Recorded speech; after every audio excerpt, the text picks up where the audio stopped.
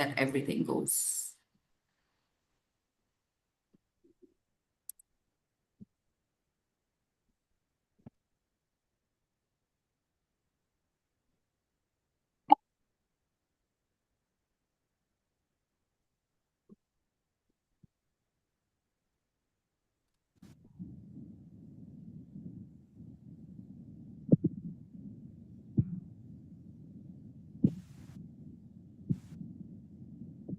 All right, Ayushman, it's 10:30. Can we start bringing people into the main lobby?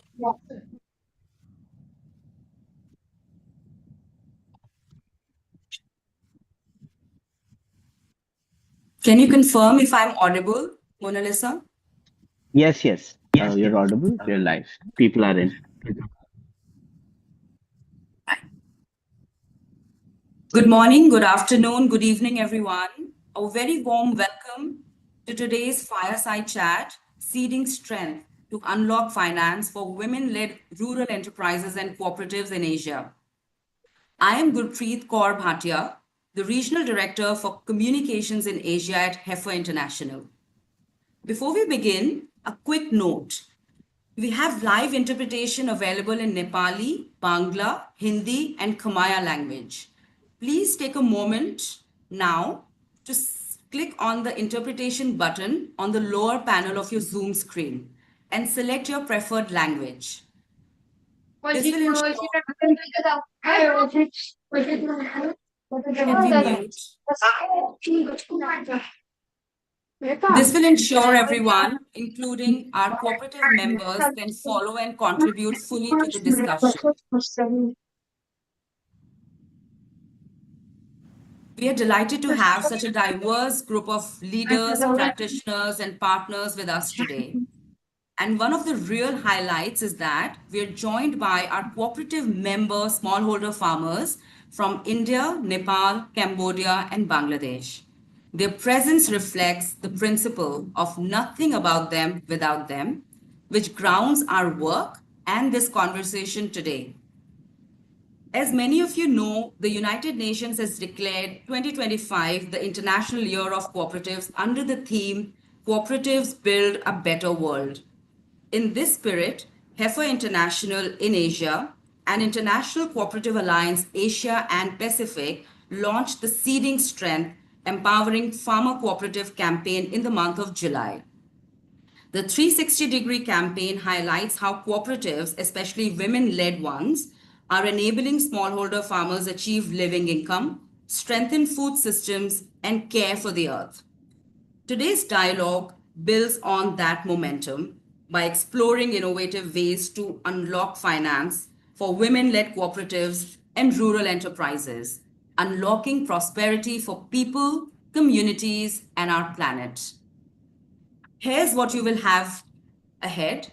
First, we will head into the Frames of Change segment with a cooperative documentary film screening. Then, the Community Speak segment, where we'll hear directly from a remarkable women leader of a farmer producer company sharing her journey to leadership and the challenges of accessing finance at the first mile. We will then move into the fireside chat. After the panel, we'll open the floor for your questions during a Q&A panel. And finally, we'll close with reflections and next steps. But before we begin, I'd like to share a few housekeeping notes with you. Please keep your audio and video off throughout the session. The session is being recorded and the recording will be shared with all participants afterwards. And lastly, you can submit your questions anytime via Q&A panel and the chat box. We'll address as many as we can during the Q&A panel. Let's move forward towards the Frame of Change segment now, where we will screen a documentary film, Seeding Strength, Heifer's mission to transform food systems by supporting farmer cooperatives in Asia. The film was developed in partnership with CNN News 18 and was released by them in the month of August. Please bear with me while I'll play the film for you. They feed us, yet they are food insecure and marginalized. They grow our food, yet they are often unseen and unheard. Across Asia, smallholder farmers, especially women, are the backbone of a food system. But poverty, climate shocks, and gender inequality hold them back from the very progress they help cultivate. But change is taking root. In villages across Asia, women are rising, leading farmer collectives, forming self-help groups, and building cooperatives that transform communities from the ground up. This is how Heifer International in Asia is strengthening local economies, supporting agricultural cooperatives, and empowering smallholder farmers.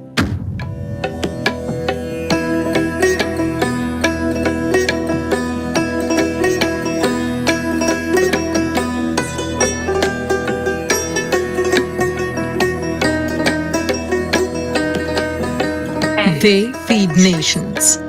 They nurture generations. With bare hands and boundless hearts, Asia's smallholder farmers quietly power our food systems, growing not just crops, but hope.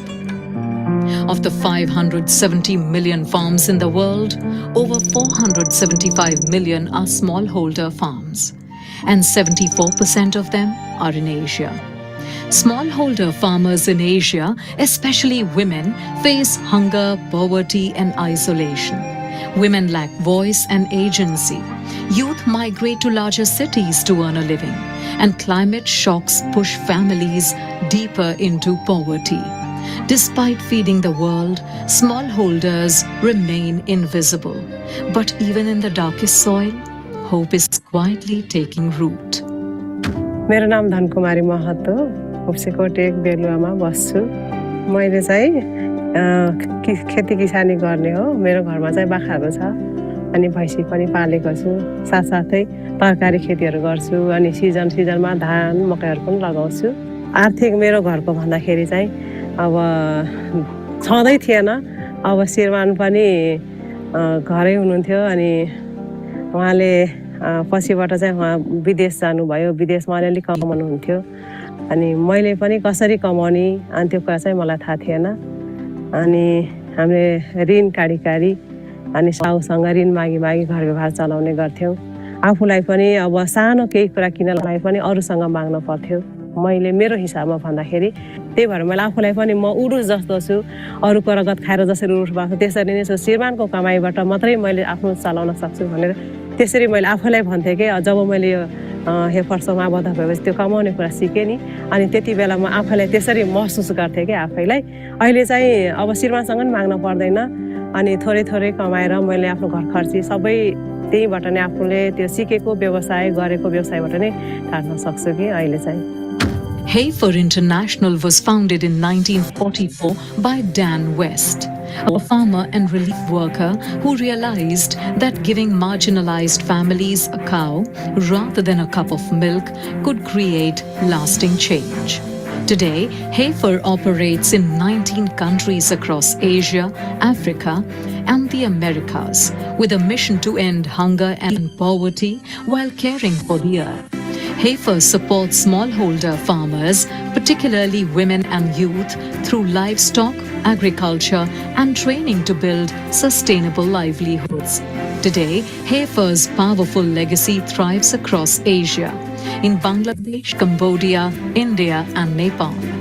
As part of Heifer's sustainable, locally led model, it forms and supports farmer collectives, primarily women-led self-help groups, many of which coalesce into agricultural cooperatives and business hubs. This builds social capital, strengthens food systems, and supports smallholder farmers to earn a living income. Key outcomes of this approach are social transformation, economic empowerment, and environmental sustainability, positively impacting people, planet, and prosperity. Talk about real changes in rural communities in Asia, it starts with smallholder farmers, especially women. At Heifer International, we've seen these farmers come together in self-help groups, cooperatives, and things really begin to shift. We've seen them become confident, have real voices, and negotiate with the stakeholders. So these changes are not only for them and their livelihoods, these changes impact the entire community. And this is not only about farming. Cooperatives are a powerful organizations, and they directly contribute to the Sustainable Development Goal 1 and 2. When farmers come together in these organizations, they can assure fair prices for the farmers, ensure good practices in the market, and this is helping farmers to earn a dignified income. And that's when transformation in the food system starts to happen. In Asia's rural landscapes, where traditions often keep women at the margins, agricultural cooperatives are flipping the script. Women now lead cooperatives, financial boards, and provide training to other farmers. As their confidence grows, so does the community. When a woman leads, community rises. នាងខ្ញុំឈ្មោះប៉ៅមុំជាប្រធានសហគមន៍កសិកម្មរីកចម្រើនទួលអំពិលកាលពីនាងខ្ញុំចាប់ផ្ដើមដំបូងនៅឆ្នាំ2017សហគមន៍ខ្ញុំចាប់ផ្ដើមដំបូងមានសមាជិកចំនួន68នាក់បច្ចុប្បន្ននេះសហគមន៍ខ្ញុំក៏កើនឡើងបានចំនួនសមាជិកកាន់តែច្រើនសារខ្ញុំស្ម័គ្រចិត្តនេះខ្ញុំសប្បាយចិត្តនិងខ្ញុំចង់ជួយដល់កសិករនិងប្រជាពលរដ្ឋទាំងអស់ដែលនៅក្នុងតំបន់ខ្ញុំនេះឲ្យមានការងារធ្វើកុំឲ្យចំណាក់ស្រុកក្នុងតំបន់ខ្ញុំនៅក្នុងសហគមន៍ខ្ញុំការរីកចម្រើនសប្តាហ៍នេះមានការបង្កើនក្រុមទី1បង្កើនក្រុមសំ ទី2យើងបង្កើនក្រុមផលិតមានមាន់មានបន្លែដល់សមាជិកទាំងអស់ហើយគាត់ក៏សប្បាយចិត្តចង់ធ្វើការងារទាំងអស់នោះដើម្បីជួយកាត់បន្ថយនឹងភាពក្រីក្រ Smallholder farmers have long labored at the lowest end of the food system. Heifer supports cooperatives to connect farmers to markets and financial services, from local retailers and wholesalers to modern trading platforms and international buyers. This market integration ensures that smallholders are not only producing more, but are also able to earn a living income by selling their products to a broader range of consumers. আসলে আমি একজন গ্রামের সাধারণ মেয়ে আমি আগে সাধারণভাবে জীবনযাপন করতাম যখন প্রায় 2 বছর হতে যাচ্ছে আমাদের এই যে হেফারের সাথে আলোচনা পরিচয় তো আস্তে আস্তে আমি এই সংস্থার সাথে জড়িত হয়ে আসলে আমার জীবন মান অনেক উন্নত হয়ে গেছে উন্নত হওয়ার পথে এগিয়ে যাচ্ছি আমি কৃষকের মাধ্যমে এটা উত্তোলন করা তারপরে সেটা আবার ভ্যানে করে কিংবা গাড়িতে করে বাজারে নিয়ে একটা অনেক খরচ পড়ে যেত যখন এই সাইডের মাধ্যমে ওই লোকগুলো এখানে আসে ব্যাপারীগুলো এখানে এসে মানে সবজিগুলো যখন এখান থেকে নিচ্ছে তখন ওই খরচটা কমে যাচ্ছে কৃষক লাভবান হচ্ছে প্রায় তাদের আরো আগ্রহ বেড়ে যাচ্ছে কিন্তু যখন তারা বেশি লাভবান হচ্ছে তখন তারা বেশি উৎপাদন করার চিন্তা ভাবনা করতেছে Heifer in Asia organizes training, provides skills and resources to smallholder farmers to uptake regenerative and climate-smart agriculture practices. This improves productivity, farm economy, and environmental health. Cooperatives as hubs strengthen such initiatives by delivering crucial services.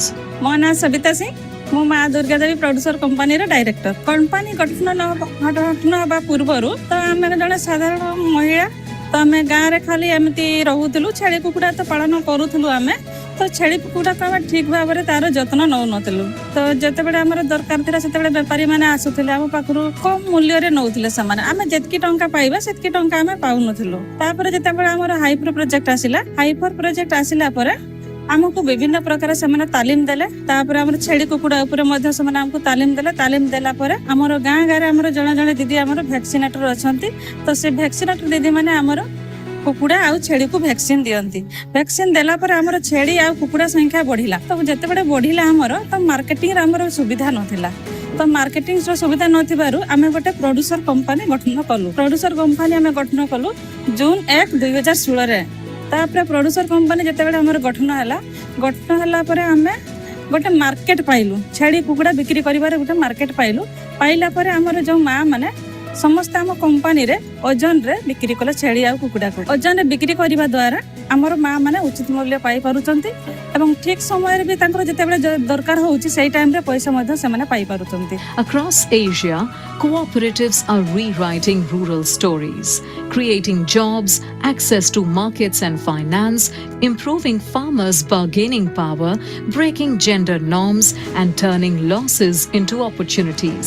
សួស្តីខ្ញុំចន្ទថាចាឲ្យមកដល់បច្ចុប្បន្ននេះខ្ញុំបានត្រូវបានគេជ្រើសរើសឲ្យមានខ្ញុំខ្លាយទៅជាប្រធានសហភាពសហគមន៍សហគ្រិនអភិវឌ្ឍសង្គមដែលបោះឆ្នោតជាប់ថ្មីហើយយើងមានសហគមន៍កសិកម្មដែលជាសមាជិករបស់សហភាពហ្នឹងចំនួន22សហគមន៍កសិកម្មនិងក្រុមហ៊ុនឯកជនមួយមកដល់ពេលនេះសមាជិកដែលជាសមាជិករបស់សហភាពរបស់យើងមាន 12000 គ្រួសារដែលជាកសិករសប្តាហ៍នេះសកម្មភាពរបស់សហភាពយើងដែលហៅថា ICA-AP ហ្នឹងយើងកំពុងតែធ្វើរឿង3ទី1គឺធ្វើផែនការយុទ្ធសាស្ត្រដែលយើងកំពុងតែធ្វើបានរួចរាល់ទី2យើងធ្វើផែនការអាជីវកម្មទី3គឺយើងធ្វើគោលនយោបាយទាក់ទងនឹងការគ្រប់គ្រងមានរដ្ឋបាលហិរញ្ញវត្ថុធនធានមនុស្សឬក៏សេដ្ឋកិច្ចហ្នឹងចានៅក្នុងផែនការយុទ្ធសាស្ត្រនោះយើងមានធ្វើជាចក្ខុវិស័យជាបេសកកម្មជាគោលដៅយុទ្ធសាស្ត្ររបស់យើងហើយក៏យើងមានគោលបំណងធំចំនួន4ដែលនៅក្នុងគោលបំណងនោះវាមានសកម្មភាពតូចច្រើននៅក្នុងហ្នឹងដែលសម្រាប់យើងជួយនៅលើផែនការអភិវឌ្ឍរបស់សហគមន៍កសិកម្មដែលជាសមាជិករបស់ ICA-AP. In 2025, the UN International Year of Cooperatives, Heifer and the International Cooperative Alliance, Asia Pacific, launched Seeding Strength, empowering farmers' cooperatives in Asia. This campaign calls on all to invest in farmer-led collectives for a resilient future. Across the Asia Pacific region, we are seeing governments recognize the power of farmer-led collectives and cooperatives. Supportive policies are helping farmers to organize, pool their resources, and improve their collective bargaining power, especially when it comes to marketing, storage, and access to credit. Initiatives like digital extension services, climate resilient agriculture, access to value chain, and innovations in agri-fintech are helping transform rural communities to adapt to a changing environment. We are seeing that national federations across the region are using these policies to build inclusive and sustainable food systems. Federations are working with youth, women, and indigenous communities to transform agriculture into resilient, cooperative-led engine of development. Heifer believes that to foster inclusive growth and strengthen food systems and community resilience, agricultural cooperatives play an instrumental role in tackling global challenges and achieving the UN Sustainable Development Goals by 2030.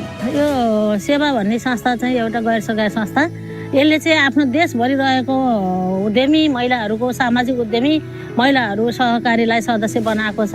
महिलाले चलाएका उद्यम व्यवसायलाई अझ सशक्तिकरण गर्दै उहाँहरूको उत्पादनलाई अझ ठुलो भोलुममा निकालेर हामीले अन्तर्राष्ट्रिय राष्ट्रियसम्म पुर्याउनका लागि हामीलाई चाहिँ त्यो सशक्तको लागि पनि सेवा आवश्यक छ। हाम्रा महिलाले नै उत्पादन गरेका चाहिँ उत्पादनलाई कसरी माथि लगानी कसरी चाहिँ ठुलो लगानी पुँजीमा लैजाने र कसरी मुनाफा सदस्यसम्म पुर्याउने भन्ने उद्देश्यले पनि सेवा आवश्यक छ। हाम्रो महिलाहरूको चाहिँ उत्पादन देशैभरि छ त्यो देशैभरि भएको उत्पादनलाई कसरी अगाडि बढाउने भनेर हामी त्यसको ज्ञान सिप दिनको लागि त्यसलाई चाहिँ बाटो देखाउनको लागि पनि सेवा आवश्यक छ भन्ने लाग्छ। हामीलाई हेफरले समूह रूपमैदेखि लिएर सहकारी सेवासम्म आइन्जेलसम्ममा आर्थिक रूपमा पनि ठुलै सहयोग गरेको छ, तालिम सहयोग गरेको छ, हाम्रो क्षमता अभिवृद्धि भएको छ। हामी हरेक क्षेत्रमा अगाडि बढ्न मजबुत गर्न हेफरको सहयोग छ। Across these stories runs a common thread: courage, community, and commitment.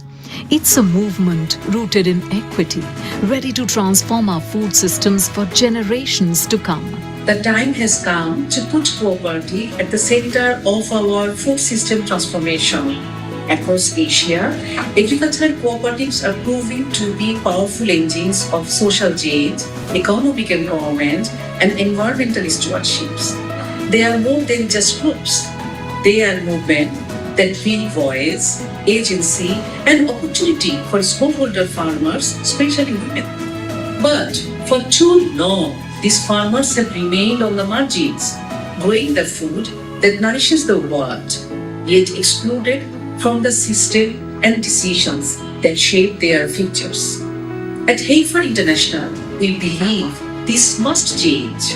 Through our work in Asia, we are strengthening the collective power of farmers, supporting regenerative agriculture, expanding access to market and finance, and shaping policies that promote equity and resilience. They feed us every day.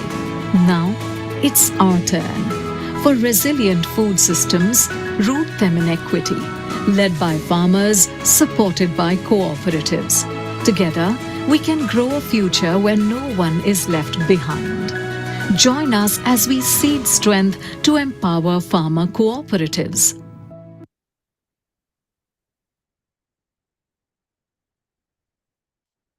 Thank you so much for watching this powerful film. It reminded us how cooperatives are not just strengthening food systems, but also transforming lives across Asia. Now we move from the film to the lived experience in our Community Speak segment. Here we hear directly from those at the heart of this movement. It is my honor to introduce Ms. Sangeeta Devi, a 42-year-old farmer leader from Sitamani, Bihar in India. Sangeeta is the executive director of Diya Mati Farmer Producer Company, where she oversees share mobilization, supports shareholder needs, and manages goat feed sales and supply. Please join me in welcoming Sangeeta Devi to share her journey with us. Sangeeta ji, over to you.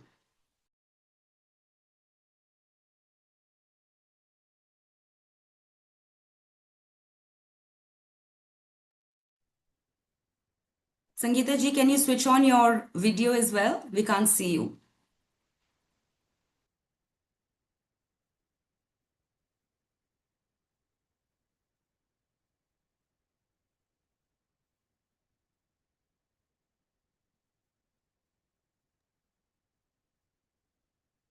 Do we have Sangeeta ji with us? I see Sangeeta ji, you're there, but can you switch on your camera, please?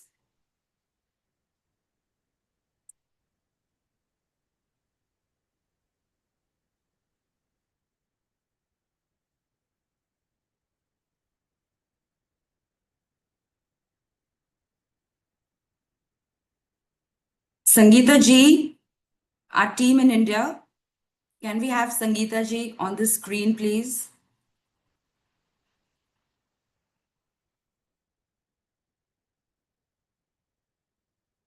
Sangeeta ji, can you unmute yourself and begin your address? Thank you.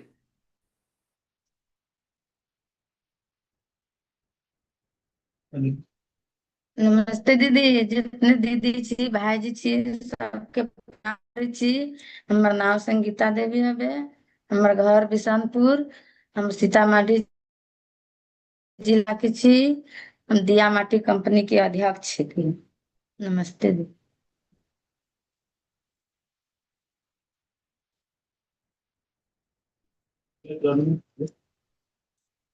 दीदी हम पहले ऐसे पहले रहिए गांव घर में रही घरे में रहत रहिए हमरा कोई काम धंधा न तक बाहर निकले देत रहलक हमरा घर में कुल सदस्य 6 छिकी तै में 2 बेटा हवे 2 बेटी हवे हम अपने छी हमर अपने दुल्हा जी छथिन तो हम रहलथिन कमाए तो हम बच्चा बुच्ची के रखित रहिए घर में आ खाना बनावित रहिए आ पढ़ाई लिखाई के तैयारी करके स्कूल भेजित रहिए आ जैसे में दीदी एगो जना पिंजरा में पक्षी रहत रहलक वैसा ही हम रहत रहलिए हमरा घर से बाहर न होय देत रहलक हम पहली बेरी पहिल के छी पढ़ल 5मा क्लास में तब एक दिन के दिन में इंद्रासन दीदी गेलखिन समूह के बात लेके कहलथिन कि से समूह में जुड़ू तो हम न जनित रही समूह के बात हम केकरो से बात न करित रहिए अपना घर के अलावा कोई बाहरी आदमी से न बात करे देत रहलक न बात करित रहिए तब कहलथिन दीदी की से समूह में जुड़ू तो हम कहलिए दीदी हम समूह में न जुड़ब से अति हम पहले पूछब गार्जियन से तब तो कल के अच्छा पूछ ले तब हमरा बिहान बताए। तो दीदी वहां से चल अयलखिन। तो अयलथिन काम में से न, तो हम पूछली, हम कहली दीदी कहलथिन इंद्रासन दीदी समूह में जुड़े लागे। से कथी कहै छी? तो कहै छी कथी कथी कहलक? तो हम कहलिए आधार कार्ड मंगलथिन आ फोटो आ बैंक खाता। तो कहै छै जाय के कहाँ होते? तो हम कहलिए से कहूँ न कहलथिन जाय लागे। तो हाँ तो बाहर उहर न जाए के है। तो हम कहलिए से न कहलथिन बाहर जाए लागे। तो कहै छै अच्छा कोई बात न है। तो दीदी अलखिन न, तो दीदी से बात करलखिन उन अपने हाथे। तो कहलखिन से दीदी के कहूँ न जाए के है। तो कहै छै आरो कुछ लगती? तो कहै छै हाँ दीदी के होती ना तो 10 रुपया हफ्ता भरथिन आ फुरा जाती तो 50 एक महीना में 50 रुपया धो देतीन। तो पैसा ले जाती कौन? तो कहै छै कोई ना पैसा ले जाता है। से दीदी सबके पास रहता है। एगो समूह में 20 गो दीदी रहता है। वही में से एगो अध्यक्ष, एगो सचिव, एगो कोषाध्यक्ष चुनता है। कोषाध्यक्ष के पास पूरा पैसा के हिसाब बारी होता है। आ दीदी सबके पास रजिस्टर रहता है। हम हिसाब बारी कर दे, पैसा बचत कर देबै। दीदी चल जैथिन, हम अपने घरे चल जैथिन। दीदी कहलथिन हम चल जाब घरे, आ दीदी सबके पास पैसा रहते। तब हम सब सोचली कि यह बात तो सही है कि कहीं तैयो बात दीदी समझा के कहलथिन कि यहाँ सबके 1000-500 के जरूरी लाग जाए तो पैसा घरे में रहत कि रात बिरात पैसा।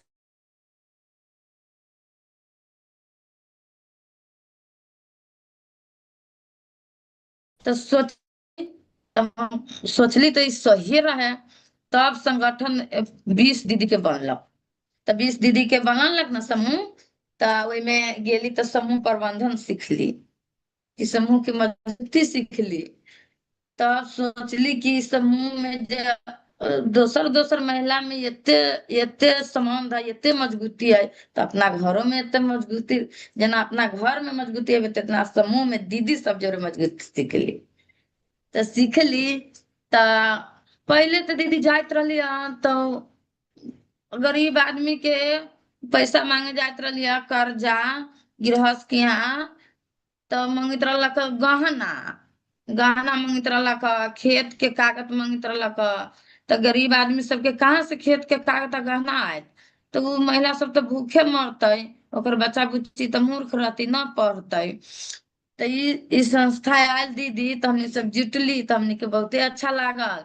1000-500 के जरूरी लगी तो लड़का बच्चा के रहलक महीने में देवे के। अगर पति के न रहलक काम चलित कोनो कोनो महीना में तो वही में से लेके आप मास्टर के दे देते रहली है। तब जाके यहाँ से दीदी दीदी कैली कौन पाए से अथी कैली फेन के 12 आधार शिला मिलल। 12 आधार शिला मिलल तो वही में सीखली उन्नत तरीका से बकरी पालन के। बकरी पालन के उन्नत तरीका से सीखली। तो सीखली कि तो सही है। तो उन्नत तरीका से 2-4 गो 5 गो बकरी पालब तो बकरियों में मुनाफा हो। तो सीख लेली। तो आप सोचली कि से एक एक चीज कवित रहलक, एगो एगो दीदी के बकरी ले जात रहलक। जे 8000 के धन रहलक न 6000 में ले जात रहलक डांट फाट के। पहले डांट फाट के ले जात रहलक। जब हम सब दीदी समूह में जुटली ना तो हम सब ढिठगर बन गेली। ढिठगर बन गेली कि अभी तक डांटी तो है कला यहाँ के दियो। हम सब 20 दीदी मिल के 20 दीदी मिल के एक साथ में व्यापार करब कि एक रंग के दाम देत कि हम सब कोशित रहली। हमनी के मुनाफा न बुझात रहलक, जेने तेने दाम में ले जात रहलक, सब जेहने तेने रहत रहली। फिर 20 दीदी एक साथ में बकरी सबके इकट्ठा करके वहां ओजन से बेचली, ओजन से बेचित रहली बकरी के चीख के बोला के ओजन से बेचित रहली। तो उतने में इंद्रासन दीदी पीएमसी मीटिंग में बात रखलथिन कि दीदी अहाँ के एगो कंपनी बने वाला हवे। तो हम सब कहली कौन कंपनी है दीदी? तो अहाँ के किसान उत्पादक कंपनी हवे बने वाला। से वही में अहाँ सब जे दाना सब उपजाबै छी खेती बाड़ी करै छी तऽ जेहने तेहने अहाँ सब बेच लै छी कि बकरी पालै छी ने तऽ जेहने तेहने चीक से बेच लै छी जे अहाँके कंपनी बनैया तऽ ओहिमे वजन कऽ के बेचब दाना उचित मूल्य पर माने दाम पर बेचब तऽ हमनी सब एहि बात पर सहमत भए गेली सब दीदी सहमत भए गेली समूह तकले बात चल गेल तब जाके तब एक दिन की भेल कि से 10 पंचायत में समूह चलैया तो 10 पंचायत के दीदी एक एक पंचायत से 3 गो दीदी आयल चुना के दीदी सब चुनलक 3 गो दीदी के तब वो तीनों दीदी एक पंचायत के तीनों दीदी उठ के यहाँ परिहार अयलथिन तो 10 पंचायत में 30 गो दीदी अयलथिन तो वहाँ प्रशांत सर रहथिन महेश सर रहथिन सुजीत सर रहथिन सब गोरा रहथिन कुछो माने एगो वीडियो देखलथिन बिजनेस प्लान पर कि केना बिजनेस गरीब महिला सब करे छथिन बिजनेस कऽ के आ अपन आगे मुँहे बढ़े छथिन अच्छा से कमाए छथिन अच्छा से खाए छथिन बाल बच्चा के पढ़ाबी छथिन तो उ सब सीखली ना तो उ सब सीख के तब वही में दीदी 30 गो दीदी में 10 गो दीदी के चुनाव भेल 10 गो दीदी के चुनाव भेल तऽ कहलथिन ओहि बने सर सहुन से अहाँके आधार कार्ड लागत पैन कार्ड लागत आ खेत के रसीद करेंट रसीद लागत तो उ सब लेके हमनी सब अयली हिमा तऽ एगो बोर्ड मीटिंग रखायल तो वही बोर्ड मीटिंग में सब दीदी के चयन भेल कि 5 गो सदस्य दीदी आ 5 गो बोर्ड दीदी के तो वही में दीदी हमरा अध्यक्ष पर दीदी सब चुन लेला इ 9 गो दीदी मिल के हमरा अध्यक्ष दीदी पर चुन लेला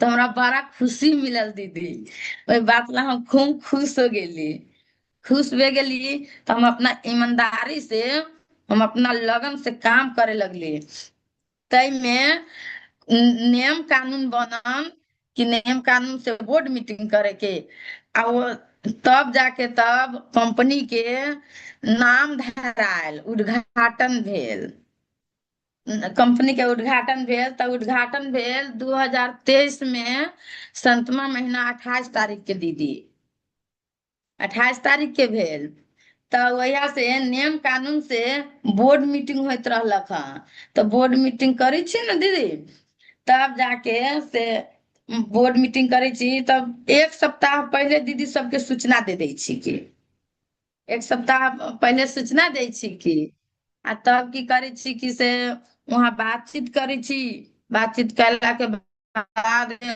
पहले दीदी सबसे डिमांड लै छी कि डिमांड लै छी तब व्यापार करे के लागी हम दीदी सबसे बातचीत कैली वहाँ सर रहथिन Prashant sir Sujeet sir Mahesh sir सब गोरा रह छथिन तब डिमांड लेली तो दीदी तो पहले तो हम बोर्ड मीटिंग कैली तो ओहि में तो पहले तो हम 10 गो दीदी जुड़ाव कैली 10 गो दीदी जुड़ाव कैली 10 गो दीदी जुड़ाव कैली तो 1100 रुपया धैली ना तो पहिलका बिजनेस तो हम कैली बकरी के दाना पर कि अभी जो बकरी के दाना हवे दमदार दाना वही पर हम बिजनेस कैली सोचली कि 4000 दीदी हमरा समूह में हवे तो बकरी पालन करब तो दान गहूमे खियात कि चावले खियात धन्यवाद कहै छी दीदी दीदी सुने लागी बहुत बहुत धन्यवाद करै छी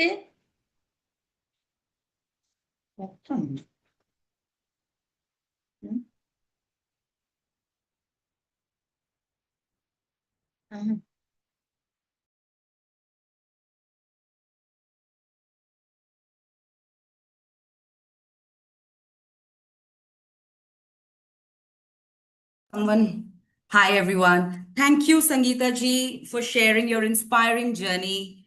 Stories like yours remind us why creating inclusive access to finance is so urgent and important. We now move into our next segment, the Fireside Chat, seeding strength to unlock finance for women-led rural enterprises and cooperatives across Asia. Before we begin, A quick reminder, live interpretation is available in English, Nepali, Hindi, Khmer, and Bangla. Please use the interpretation button on your Zoom panel to select your preferred language. This will ensure you can follow all speakers during the panel discussion and that our farmer leaders contribute in Nepali and Khmer are translated into English for everyone to understand.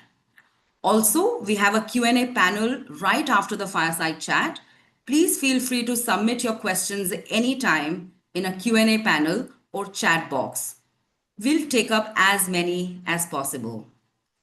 To moderate the fireside chat, it's my pleasure to introduce Mr. Pranjit Talukdar, the investment program lead at Heifer International. Pranjit leads Heifer Impact Capital's work to expand access to finance for smallholder farmers, cooperatives, and agri-SMEs. With over 20 years of experience across the development and financial sectors, he brings deep expertise in blended finance, strategic partnerships, and farmer-led food systems spanning 19 countries across Africa, Asia, and Americas. Please join me in welcoming Pranjit to lead the fireside chat. Pranjit, over to you. Thank you, Gurpreet. Trying to switch on the video as well. You'll have to do that from your end, I guess. Yes. Awesome. Thank you. Well, after the background which Sangeeta Didi has said, the very inspiring story, case study, which is going on from the field. I thank the panel and I thank the audience for their participation and the organizers for this fireside chat. At Heifer, through our investment programs, we focus on leveraging catalytic financing tools, blended finance solutions, and strategic partnership to unlock commercial capital, provide technical assistance, and strengthen local economies. So we work in collaboration with key stakeholders in developing market-based enterprise models and regional strategic finance partnerships, advancing our mission to create sustainable and scalable impact through a locally led but globally connected model. And this discussion would be surrounded around that. With the background, like I mentioned, which Sangeeta Didi said, we have some of our panelists across the region who would help us enrich this discussion further. I would like to introduce Ms. Parvati Newpen. She is the founding chairperson of Social Entrepreneurs Women's Alliance, SEWA, in Nepal. Now, SEWA is an umbrella organization of the Social Entrepreneurs Women Cooperatives. And she has chaired several primary cooperatives providing strategic direction to strengthen systems, expand business operations, and promote cooperative growth at the grassroots. Her leadership champions women's enterprise formation, disciplined savings, responsible lending, and stronger links to local market, so more rural women can access fair finance and build resilient livelihoods. Currently a board member of the National Cooperative Federation of Nepal, and a member of its international subcommittee. Ms. Newpen advocates for cooperative-friendly policies and offer guidance to advance Nepal's cooperative movement. She speaks from live experience about how small savings, solidarity, and steady governance can open real opportunity for women in rural communities. Welcome, Ms. Parvati. I would also like to welcome Mr. Tum Noon. He's the Vice President of Cambodia Cashew Federation and Business Development Manager for Khmer Organic Cooperatives in Cambodia. Mr. Tum has 20 years experience and expertise in business development, entrepreneurship development, and various multinational and international companies, export development, private sector development, you name it, SME business development, cooperative business development and fundraising, partner management, business financing, business strategic plan, etc. Mr. Tum is dedicated to promoting the best Cambodian product locally and internationally.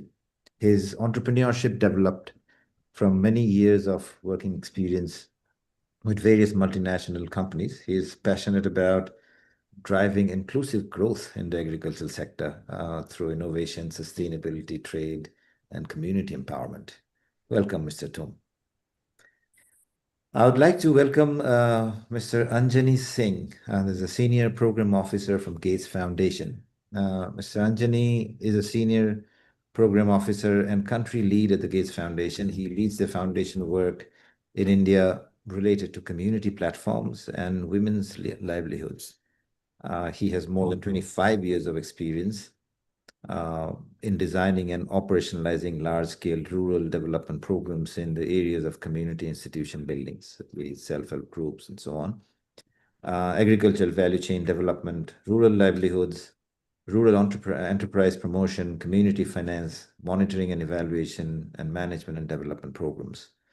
Before joining the foundation, Anjani worked with the World Bank as well, and was critical member of various World Bank task teams managing agriculture and community development projects in Afghanistan, Uzbekistan, Nigeria, Nepal, Sri Lanka, Cambodia, etc. Welcome, Mr. Anjani. I'm very happy to have you here. I would also like to introduce Mr. Davide Loricciola. He is a policy officer at the European Commission, where he designs innovative financial structures to advance gender equality and inclusive entrepreneurship. With 20 years of experience in blended finance and impact investing across Europe, Africa, and the MENA region, he has pioneered gender lens investment vehicles, digital financial solutions, and partnerships that move the finance frontier to unserved rural markets. Previously with DG, NEAR, and Triple Jump, Davide has a strong track record in scaling MSME finance and fostering ecosystems that combine policy, capital, and innovation. While we'd really love to have him here is virtually to discuss with us, but due to a very urgent, unplanned requirement that came up, he could not be present live online, but he recorded his response for us, and we will share them as we go. With this, I would like to go into our discussion and hope for the audience to be as participative and insightful to you as well. So my first question to Ms. Parvati. So as a SEWA chairperson, what does the financing landscape look like for women in Nepal? What barriers do your members cooperative face when they approach banks or investors? And what support mechanisms have and would make the biggest difference? I will ask two questions so that I can allow you time to answer both in one go. My second question is, beyond finance itself, what kinds of support, business training, infrastructure, market linkages, social capital, or policy advocacy do women-led cooperatives most urgently need to turn small-scale enterprise into thriving businesses? I'd love to hear from you. Over to you, Ms. Parvati.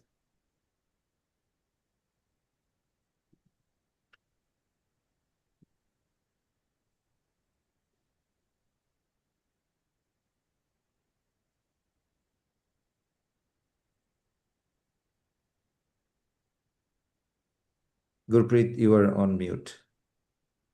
Okay, Parvati ji, can somebody unmute Parvati ji? She is not able to unmute herself.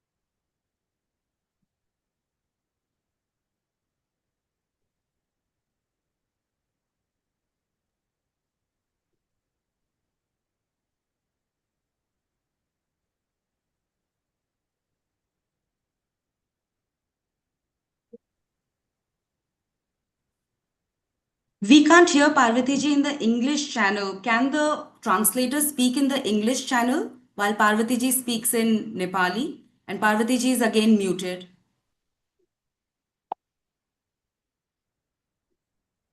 But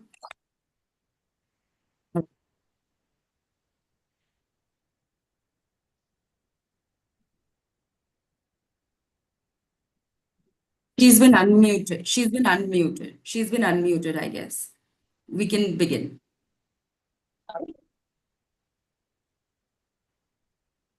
Parvati ji, can you try speaking? We'll check.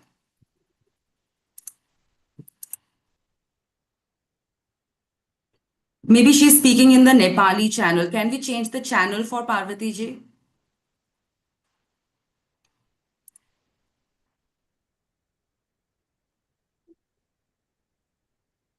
Parvati ji, can you speak again?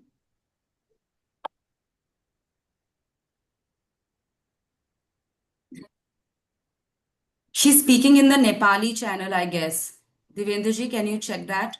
That she speaks in the English channel and we all choose English channel.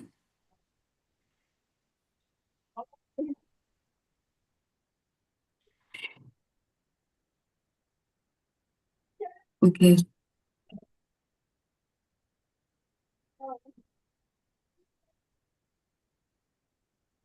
Yes, yes. So Parvati ji, just drop out and re-log in. Pranjit, can you go on to the next speaker while we sort out her audio? Yeah.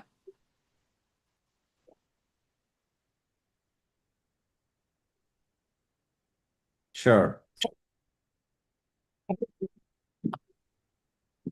Okay. Thank you. And I'm sorry for the technical snag. I'm sure we'll address it quickly. But meanwhile, not spending a lot of time on that, let's look at further little downstream. So we have heard from our farmer with Sangeeta Didi. We will be hearing from Parvati Didi as well at a cooperative level. As we move downstream, we meet our local SMEs who engages with our cooperatives and our smallholder farmers. We do not have a lot of large-scale major MNCs reaching out at every places for smallholder farmers. It's the local ecosystem that works with them.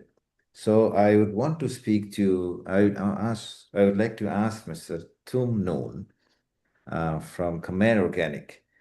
Mr. Tum, Khmer Organic works across the entire agricultural supply chain, right?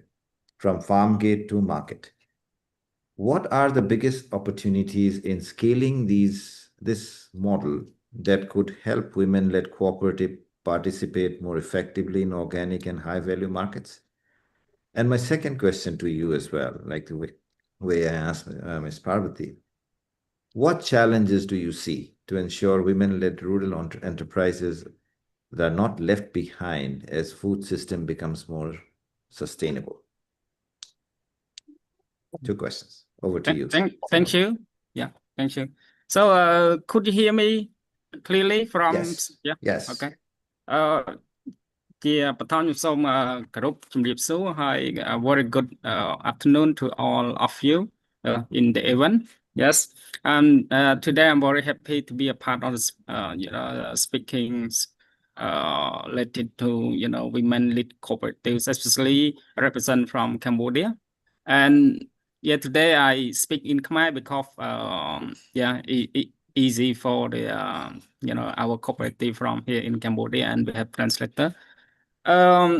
យ៉ាងអរគុណច្រើនខ្ញុំសូមឆ្លើយសំណួរទៅនឹងអរគុណច្រើនសម្រាប់ Mr. Frachit សំណួរ2ដែលជាសំណួរសំខាន់ហើយខ្ញុំសូមទៅសំណួររបស់យើងតែម្ដងដើម្បីកុំឲ្យខាតពេលអញ្ចឹងខ្ញុំមុននឹងឆ្លើយសំណួរ2របស់ខាង Frachit ខ្ញុំសូមបញ្ជាក់បន្តិចថាក្រុមហ៊ុនខ្មែរ Organic Cooperative នេះយើងគឺជាក្រុមហ៊ុនឯកជនមួយដែលធ្វើការតាំងពីផលិតកម្មរហូតដល់អតិថិជនរបស់យើងចុងក្រោយគឺមានន័យថាយើងធ្វើ whole supply chain នៅក្នុងប្រទេសកម្ពុជា ហើយបច្ចុប្បន្នក្រុមហ៊ុន KOC ក៏យើងកំពុងធ្វើការនឹងដៃគូជាមួយនឹងសហគមន៍កសិកម្មនៅក្នុងប្រទេសកម្ពុជាយើងនឹងចំនួនរហូតដល់30សហគមន៍កសិកម្មហើយក្នុងនោះយើងឃើញថា60%យើងបានដាក់កំណត់នៅក្នុង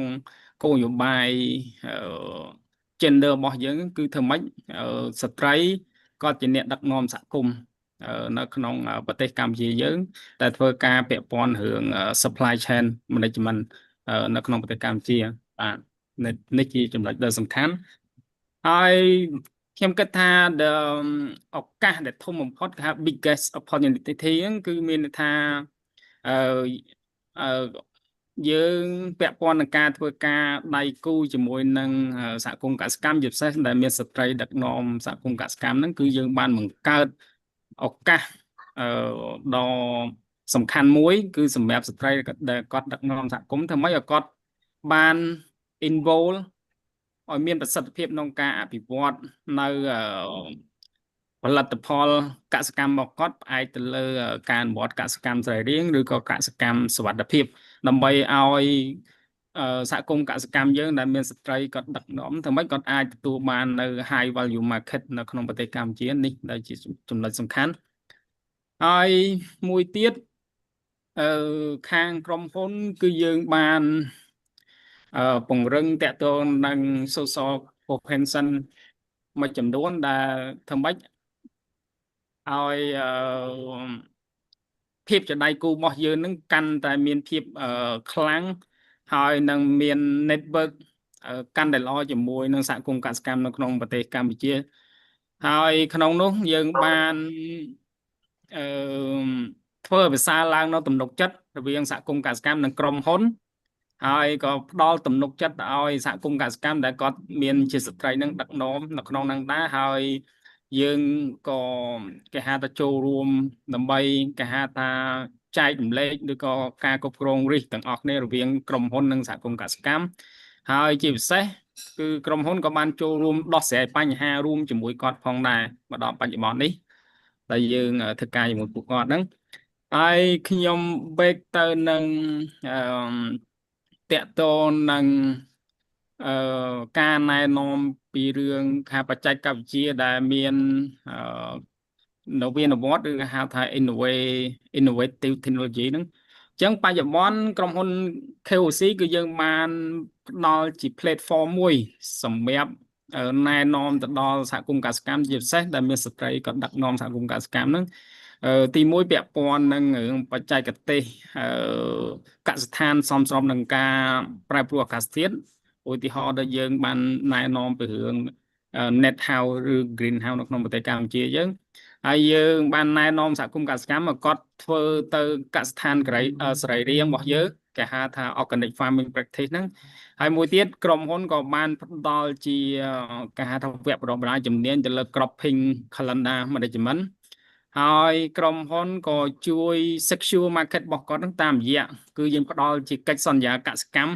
គេហៅ contract farming ហ្នឹងគឺផ្ដល់ទៅឲ្យសហគមន៍កសិកម្មទាំងអស់នោះដើម្បីធានានៅគេហៅថាតម្លៃឬក៏ទីផ្សារហើយជាពិសេសគឺយើងចង់ឲ្យឃើញមានគេហៅថាsupply chain ចេញពីសហគមន៍កសិកម្មទាំងអស់គឺមាននិរន្តរភាពហើយបច្ចុប្បន្នអ្វីដែលយើងមើលឃើញថាស្ត្រីដែលគាត់ដឹកនាំសហគមន៍កសិកម្មហ្នឹងគាត់បានបរិយានៅគេហៅថានវានុវត្តន៍មួយចំនួនដែរដើម្បីធ្វើម៉េចគាត់អាចពង្រឹងទាំងផលិតភាពរបស់គាត់និងគុណភាពផលិតផលរបស់គាត់ហ្នឹងនៅពេលបច្ចុប្បន្ននេះដើម្បីគាត់ធ្វើការជាមួយក្រុមហ៊ុនបានហើយខ្ញុំទៅចំណុចមួយទៀតខ្ញុំគិតថាអ្វីដែលជា new business opportunity សម្រាប់ភាពជាដៃគូរបស់យើងនោះមានន័យថាសម្រាប់ approach របស់ខាងក្រុមហ៊ុនគឺយើងបានបើកចំហឲ្យជាពិសេសគឺយើងលើកកម្ពស់ស្ត្រីដែលដឹកនាំសហគមន៍កសិកម្មហ្នឹង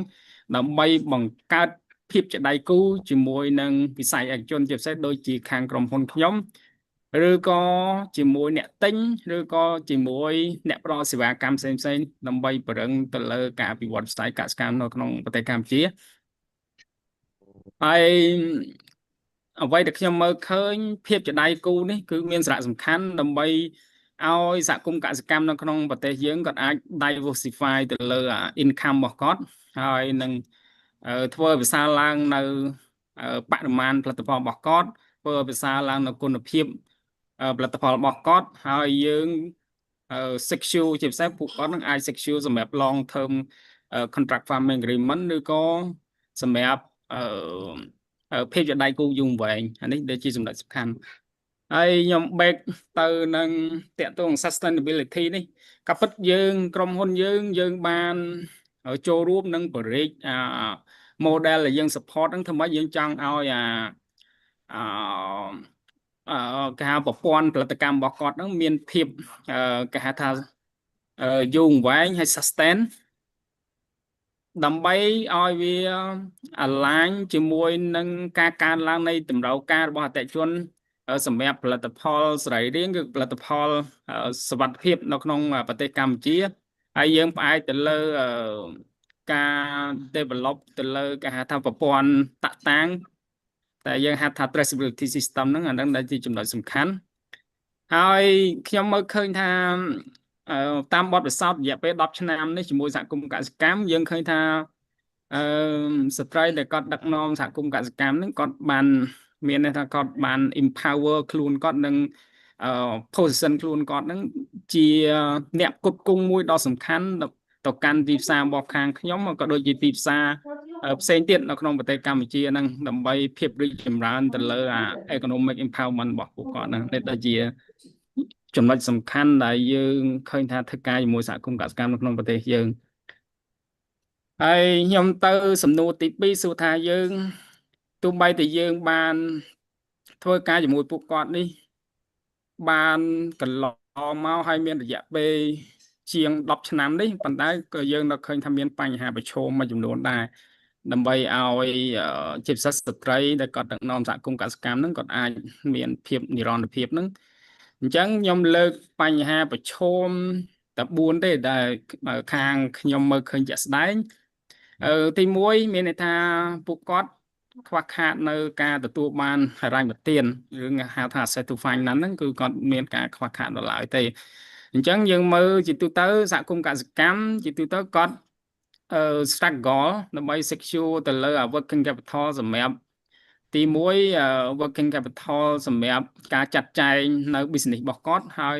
មួយទៀតតកត investment capital សម្រាប់បរិយាអាជីវកម្មរបស់សហគមន៍របស់គាត់អាហ្នឹងឃើញថានៅមានកត្តាប្រឈមទី2យើងឃើញថាកត្តាប្រឈមមួយទៀតហ្នឹងគឺ consistent production និង supply អញ្ចឹងមកយើងមើលនេះពេលបច្ចុប្បន្ននេះនៅក្នុងប្រទេសកម្ពុជាយើងឃើញថាសហគមន៍កសិកម្មជាពិសេសដែលដឹកនាំដោយស្ត្រីហ្នឹងគឺគាត់ខ្វះខាតទៅលើគេហៅថាការផ្គត់ផ្គង់ដែលមានភាពទៀងទាត់យើងហៅថា full year production ហ្នឹងគឺនៅមានកម្រិតនៅឡើយផ្អែកទៅលើតម្រូវការរបស់ទីផ្សារឬក៏តម្រូវការរបស់ក្រុមហ៊ុនអានេះដែលជាចំណុចសំខាន់មួយហើយយើងមើលឃើញថាជាទូទៅសមាជិករបស់គាត់ហ្នឹងមួយចំនួនគាត់ផលិតដោយ volume ហ្នឹងតិចទូចគេហៅទូចការផលិតរបស់គាត់មានលក្ខណៈទូចតាចពេកហើយជាពិសេសគាត់ពឹងផ្អែកទៅលើគេហៅថា seasonal ផ្អែកទៅលើគេហៅថា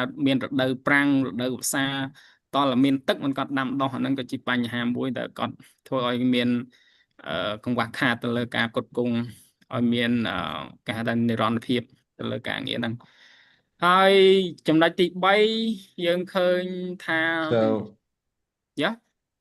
1 minute ចំណុចទី3តកតងទីផ្សាររបស់គាត់ដែរទីផ្សារយើងឃើញថាអ្វីដែលយើងមើលឃើញតកតងការប្រែប្រួលទៅលើទីផ្សារគឺតកតងផលិតផលដែលនាំចូលពីប្រទេសជិតខាងដែលនេះហើយដល់ប៉ះពាល់ទៅលើទីផ្សារផលិតផលរបស់គាត់ដែរអញ្ចឹងអានេះជាយើងមើលឃើញថាមានចន្លោះខ្វះខាតហើយមួយទៀតតកតងនឹងគោលនយោបាយគ្រប់គ្រងដើម្បីលើកកម្ពស់នឹងផលិតផលរបស់គាត់ហ្នឹងក៏នៅមានកម្រិតនៅសម្រាប់ប្រទេសកម្ពុជាយើងហើយនឹងទី4គឺតកតងនឹងតកតងនឹងចន្លោះខ្វះខាតមួយចំនួនដែរតកតងនឹងទិន្នន័យរបស់ទីផ្សារជួនកាលពួកគាត់អត់ដឹងថា certification requirement ហ្នឹងស្អីគេ product standard ហ្នឹងយ៉ាងម៉េចឬក៏ product specification ហ្នឹងយ៉ាងម៉េចឬ consumer trend ហ្នឹងគឺសហគមន៍កសិកម្មក៏គាត់មិនទាន់បានចាប់បាននៅព័ត៌មានជាក់លាក់ទៅលើការងារទាំងអស់ហ្នឹងដើម្បី ជំរុញរាល់កត្តាប្រឈមរបស់គាត់ហ្នឹងដើម្បីគាត់យកអាហ្នឹងទៅជាបង្កើតជាទីគេហៅថាឱកាសសម្រាប់ពួកគាត់អាហ្នឹងដែលជាចំណុចសំខាន់ហើយខ្ញុំគិតថាមួយទៀតយើងមកមិនមានការគ្រប់គ្រងទាក់ទងការចែករំលែកចំណេះដឹងការអនុវត្តល្អការពង្រឹងសមត្ថភាពឬក៏ការវិវត្តទីផ្សារនោះទេខ្ញុំគិតថាជាពិសេសស្ត្រីដែលដឹកនាំសហគមន៍កសិកម្មហ្នឹងគាត់អាចនឹងមានបញ្ហាប្រឈមបន្តទៀតប៉ុន្តែយើងត្រូវធ្វើយ៉ាងណាដើម្បីប្រឹងអាហ្នឹងដើម្បីឲ្យគាត់អាចទទួលបាន benefit ដើម្បីឲ្យគាត់មានការ sustainable food system សម្រាប់ពួកគាត់អរគុណច្រើនខ្ញុំសូមប៉ុណ្ណឹងសិនអរគុណ Thank you. Thank you, Mr. Tum. And in fact, some of the very important insights which you brought, which I was thinking of asking you later, though you already brought it. So that's very helpful. We can see how excited we are all in this discussion. Let me try to go back to Parvati ji one more time, if the mic works, because some of the very good insights which Mr. Tum got in our discussion. Let me ask Parvati ji if you can hear us. As a chairperson, what does the financing landscape look like for women in Nepal? What barriers do your members cooperative face when they approach banks or investors, and what support mechanism have and would make the biggest difference? I'll stop here. I'll wait to hear from you. Over to you, Parvati ji. Parvati ji, do you want to try speaking? Because I think we are not able to hear you. Okay, so while we get that issue corrected from your end, Pranjit, do you want to go on to Mr. Anjani Kumar, please? Thank you. Sure, thank you. Thank you. And we really, so some of the points which Mr. Tum covered, and we have heard from Sangeeta Didi as well, we will hopefully hear from Parvati Didi again. Anjani, let me change the course. I'm sorry for changing the course at the last moment. Let me break the questions down into 3 parts because we have some very good information from Mr. Tum. So at the Gates Foundation, a question to you, Mr. Anjani. The Gates Foundation focuses on the need for inclusive agricultural transformation. We all know that. From your perspective, what are some of the key factors that we must consider while using philanthropic capital to catalyze commercial capital and use blended financing tools? We have heard from Sangeeta Didi, we have heard from Mr. Tum, we have seen what are the requirements. Clearly, we need to blend capital to address these issues or use philanthropic capital to catalyze commercial capital to build the ecosystem. But what are some of the things we need to keep in mind when we try to do that? Over to you, Anjani. Thank you, Pranjit. I hope everyone can hear me. Yes. Perfect. First of all, thank you to the whole organizing team, Heifer International, and all other people who have been involved in organizing this multi-country event. I can just simply imagine the amount of effort must have gone into bringing all these people at one platform, people from the community side to, NGOs, civil societies, donor community, and everyone, at one platform. So thank you so much for, doing it and giving us that platform.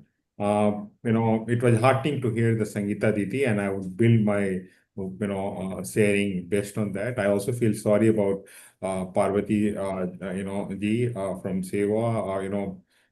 I would have loved to hear, her thoughts before I, come in and all. But I'm sure, we'll get a chance to hear, her afterwards.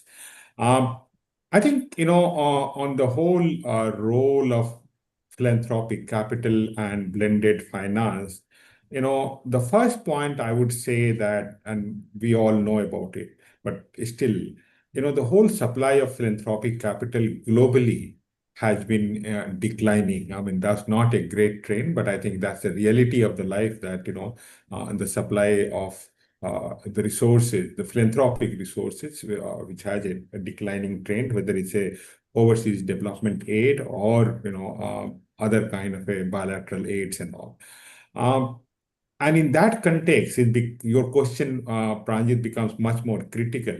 That whatever the limited, resources which are available from the philanthropic side, how do you make the best use of those resources for leveraging other kind of a capital and all, so that these efforts sustains over a period of time and all.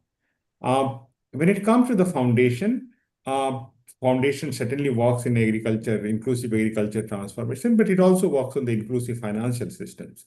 We also work with the women economic empowerment, and that's where the work that we heard about the Sangeeta Didis, or about what Tumnon talked about, the organic cooperative. This is all so close to our heart, and we continue to work with these kind of the cooperatives, the self-help groups, and other kind of aggregations and collectives of both men and women who are part of the small and marginal food production systems and all. Within the foundation, I think we follow a more of a ecosystem approach, because we know that any amount of philanthropic capital would not be good enough to kind of the problem and the challenges that we face. So how do we make sure that we have a catalytic role in building that ecosystem? And I explain to that, so that women and small and marginal producers have these access on a long and sustained basis. Thankfully, I personally work largely in the India. And India, again, I would say, I had a privilege to work in Cambodia and Nepal also in different role. But in India, thankfully, we have a very comprehensive, I wouldn't say, on the inclusive financial system, but certainly we have a very comprehensive financial system, which basically starts with the cooperative bank to the large banking corporates and all, and in between you'll have a regional rural bank, commercial bank, both public sector bank, private sector bank, payment bank, microfinance institutions. So it's a range of financial institutions which exist in India, and I would say that's it's a great condition, great situation to be, where there are so many banking institutions, so many financial institutions exist. Having said that, still there are challenges, in terms of the, I think some of the people talked about the first mile, other people call it last mile, but certainly that's the first mile. And that first mile challenge is super, super important, and unless until we deal with that, we would not able to, build that inclusive financial system. In terms of foundation role, I think we look at it three things.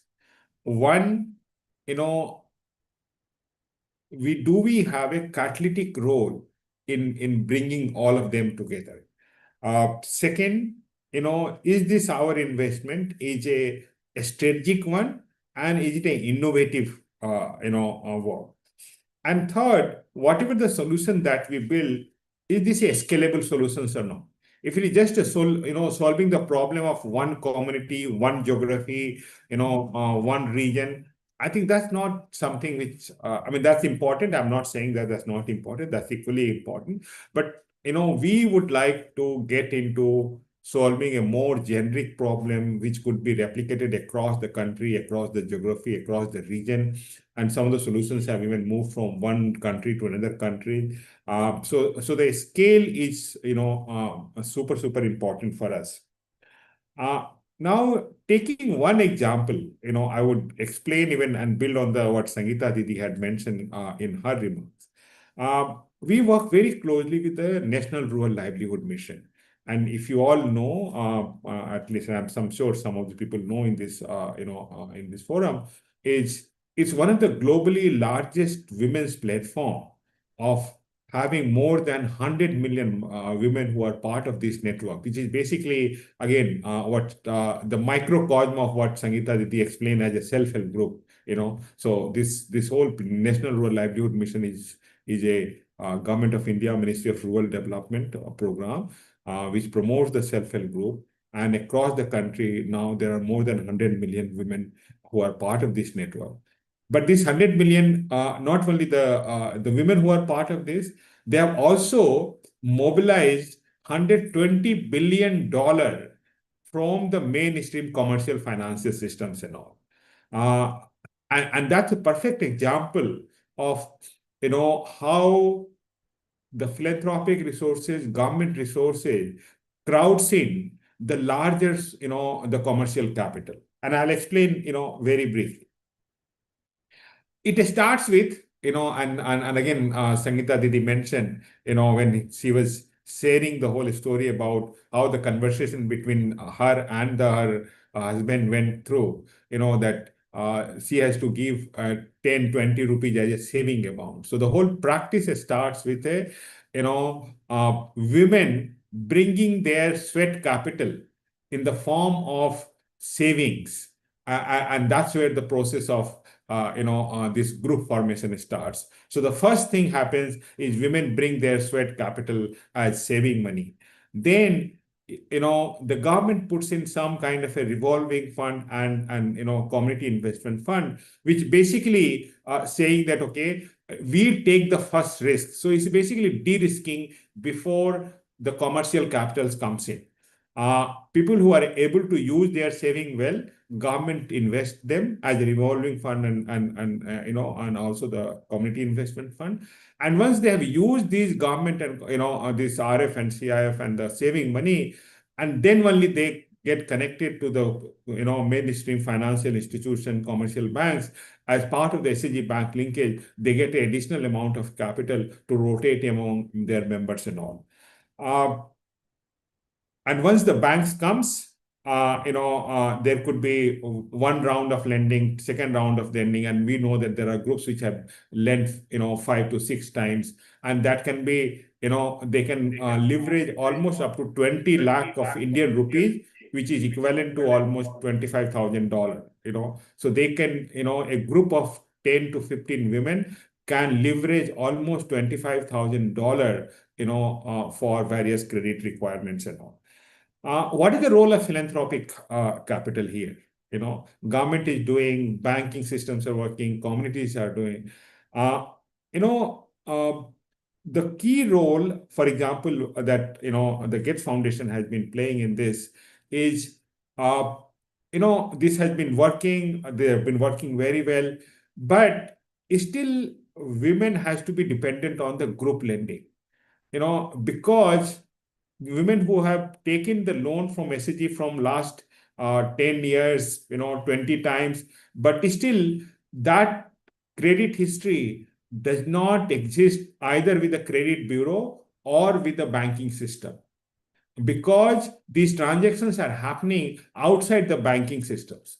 Now we have built a platform in partnership with the Ministry of Rural Development, what they call it LOCOS platform, where all these transactions which are happening within the SDG ecosystem will get digitized, and then women can, and once this gets digitized, then that record will be available with the credit bureau, which they'll have a credit score, and then based on that, the credit score, they can independently also approach, the banking system for lending and all, for borrowing.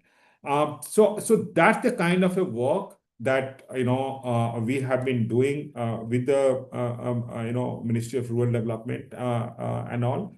And that plays a very catalytic role, that if we basically build that platform, that will help 100 million women to have their the credit score, credit profile, which could be used for even borrowing from mainstream financial institutions at a individual level, rather than perpetually being dependent on the group level. I would also say that there is a lot of investments in the financial literacy, which again it becomes very difficult to for an outside organizations to do that. So philanthropic resources can be used for building that kind of a financial literacy. This last point, Sangeeta Didi talked about, the livestock, and I know that Heifer International works quite a lot in the livestock. And there the role of, again, the blended finance. So for example, for any kind of a livestock, you need a shed, whether it's a cow shed, it's a goat shed, poultry shed, they need a hub. Now, if someone has to fund this goatry shed, poultry shed, then the whole business either becomes unviable or the whole break even takes a much longer time. But if these sheds can be built through various government programs like Mahatma Gandhi Rural Employment Guarantee Scheme, MG Narega, which has almost like $8 to $10 billion annual allocation, and every poor households will be eligible under that. So the sheds are built through a government program using the grant money, where they not only get those sets, but also do the work in building those sets and earn their wage employment. So it's a double benefit to them. And then with the working capital which is required for buying goats or buying cow or for the day-old chicks, all those things can be done through the NRLM ecosystems, where they borrow money from self-help groups or from SDG Bank linkage program and start the activities and all.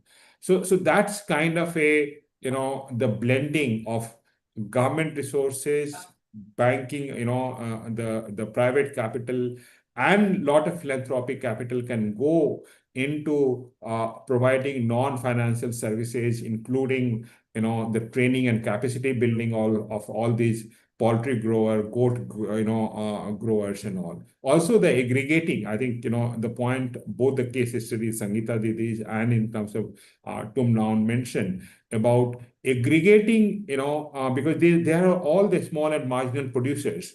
And that's why the market, it becomes very difficult for a banking institution or even a market institution to reach out to them. So how do we aggregate them in some form of economic collectives, whether it's a producers groups or producers company or enterprise group or in some other form, so that they becomes a viable and economy of scales come into play. And not only that, then so that they are also able to bargain and negotiate with the rest of the market players and all. And that's why the whole aggregation becomes and collective becomes very, very important when we work with a small and marginal producer. And that's where the role of the philanthropic capital becomes super, super critical. Thank you.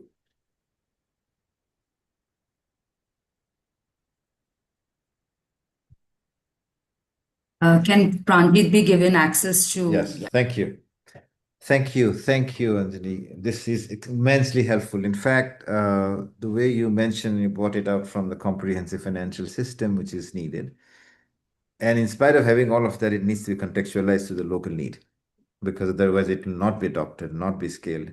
While trying to do that, you also came up with the requirement of sweat equity, which gives them their accountability, their ownership of the solution. The de-risking by the government support, and how the local bank and financial institutions comes in to play, and how the critical role that you are playing, the philanthropic team is playing in building their credit history, because that's a level of standardization too, because they need to be a part of that bank. They need to be known to the bank to be able to banking.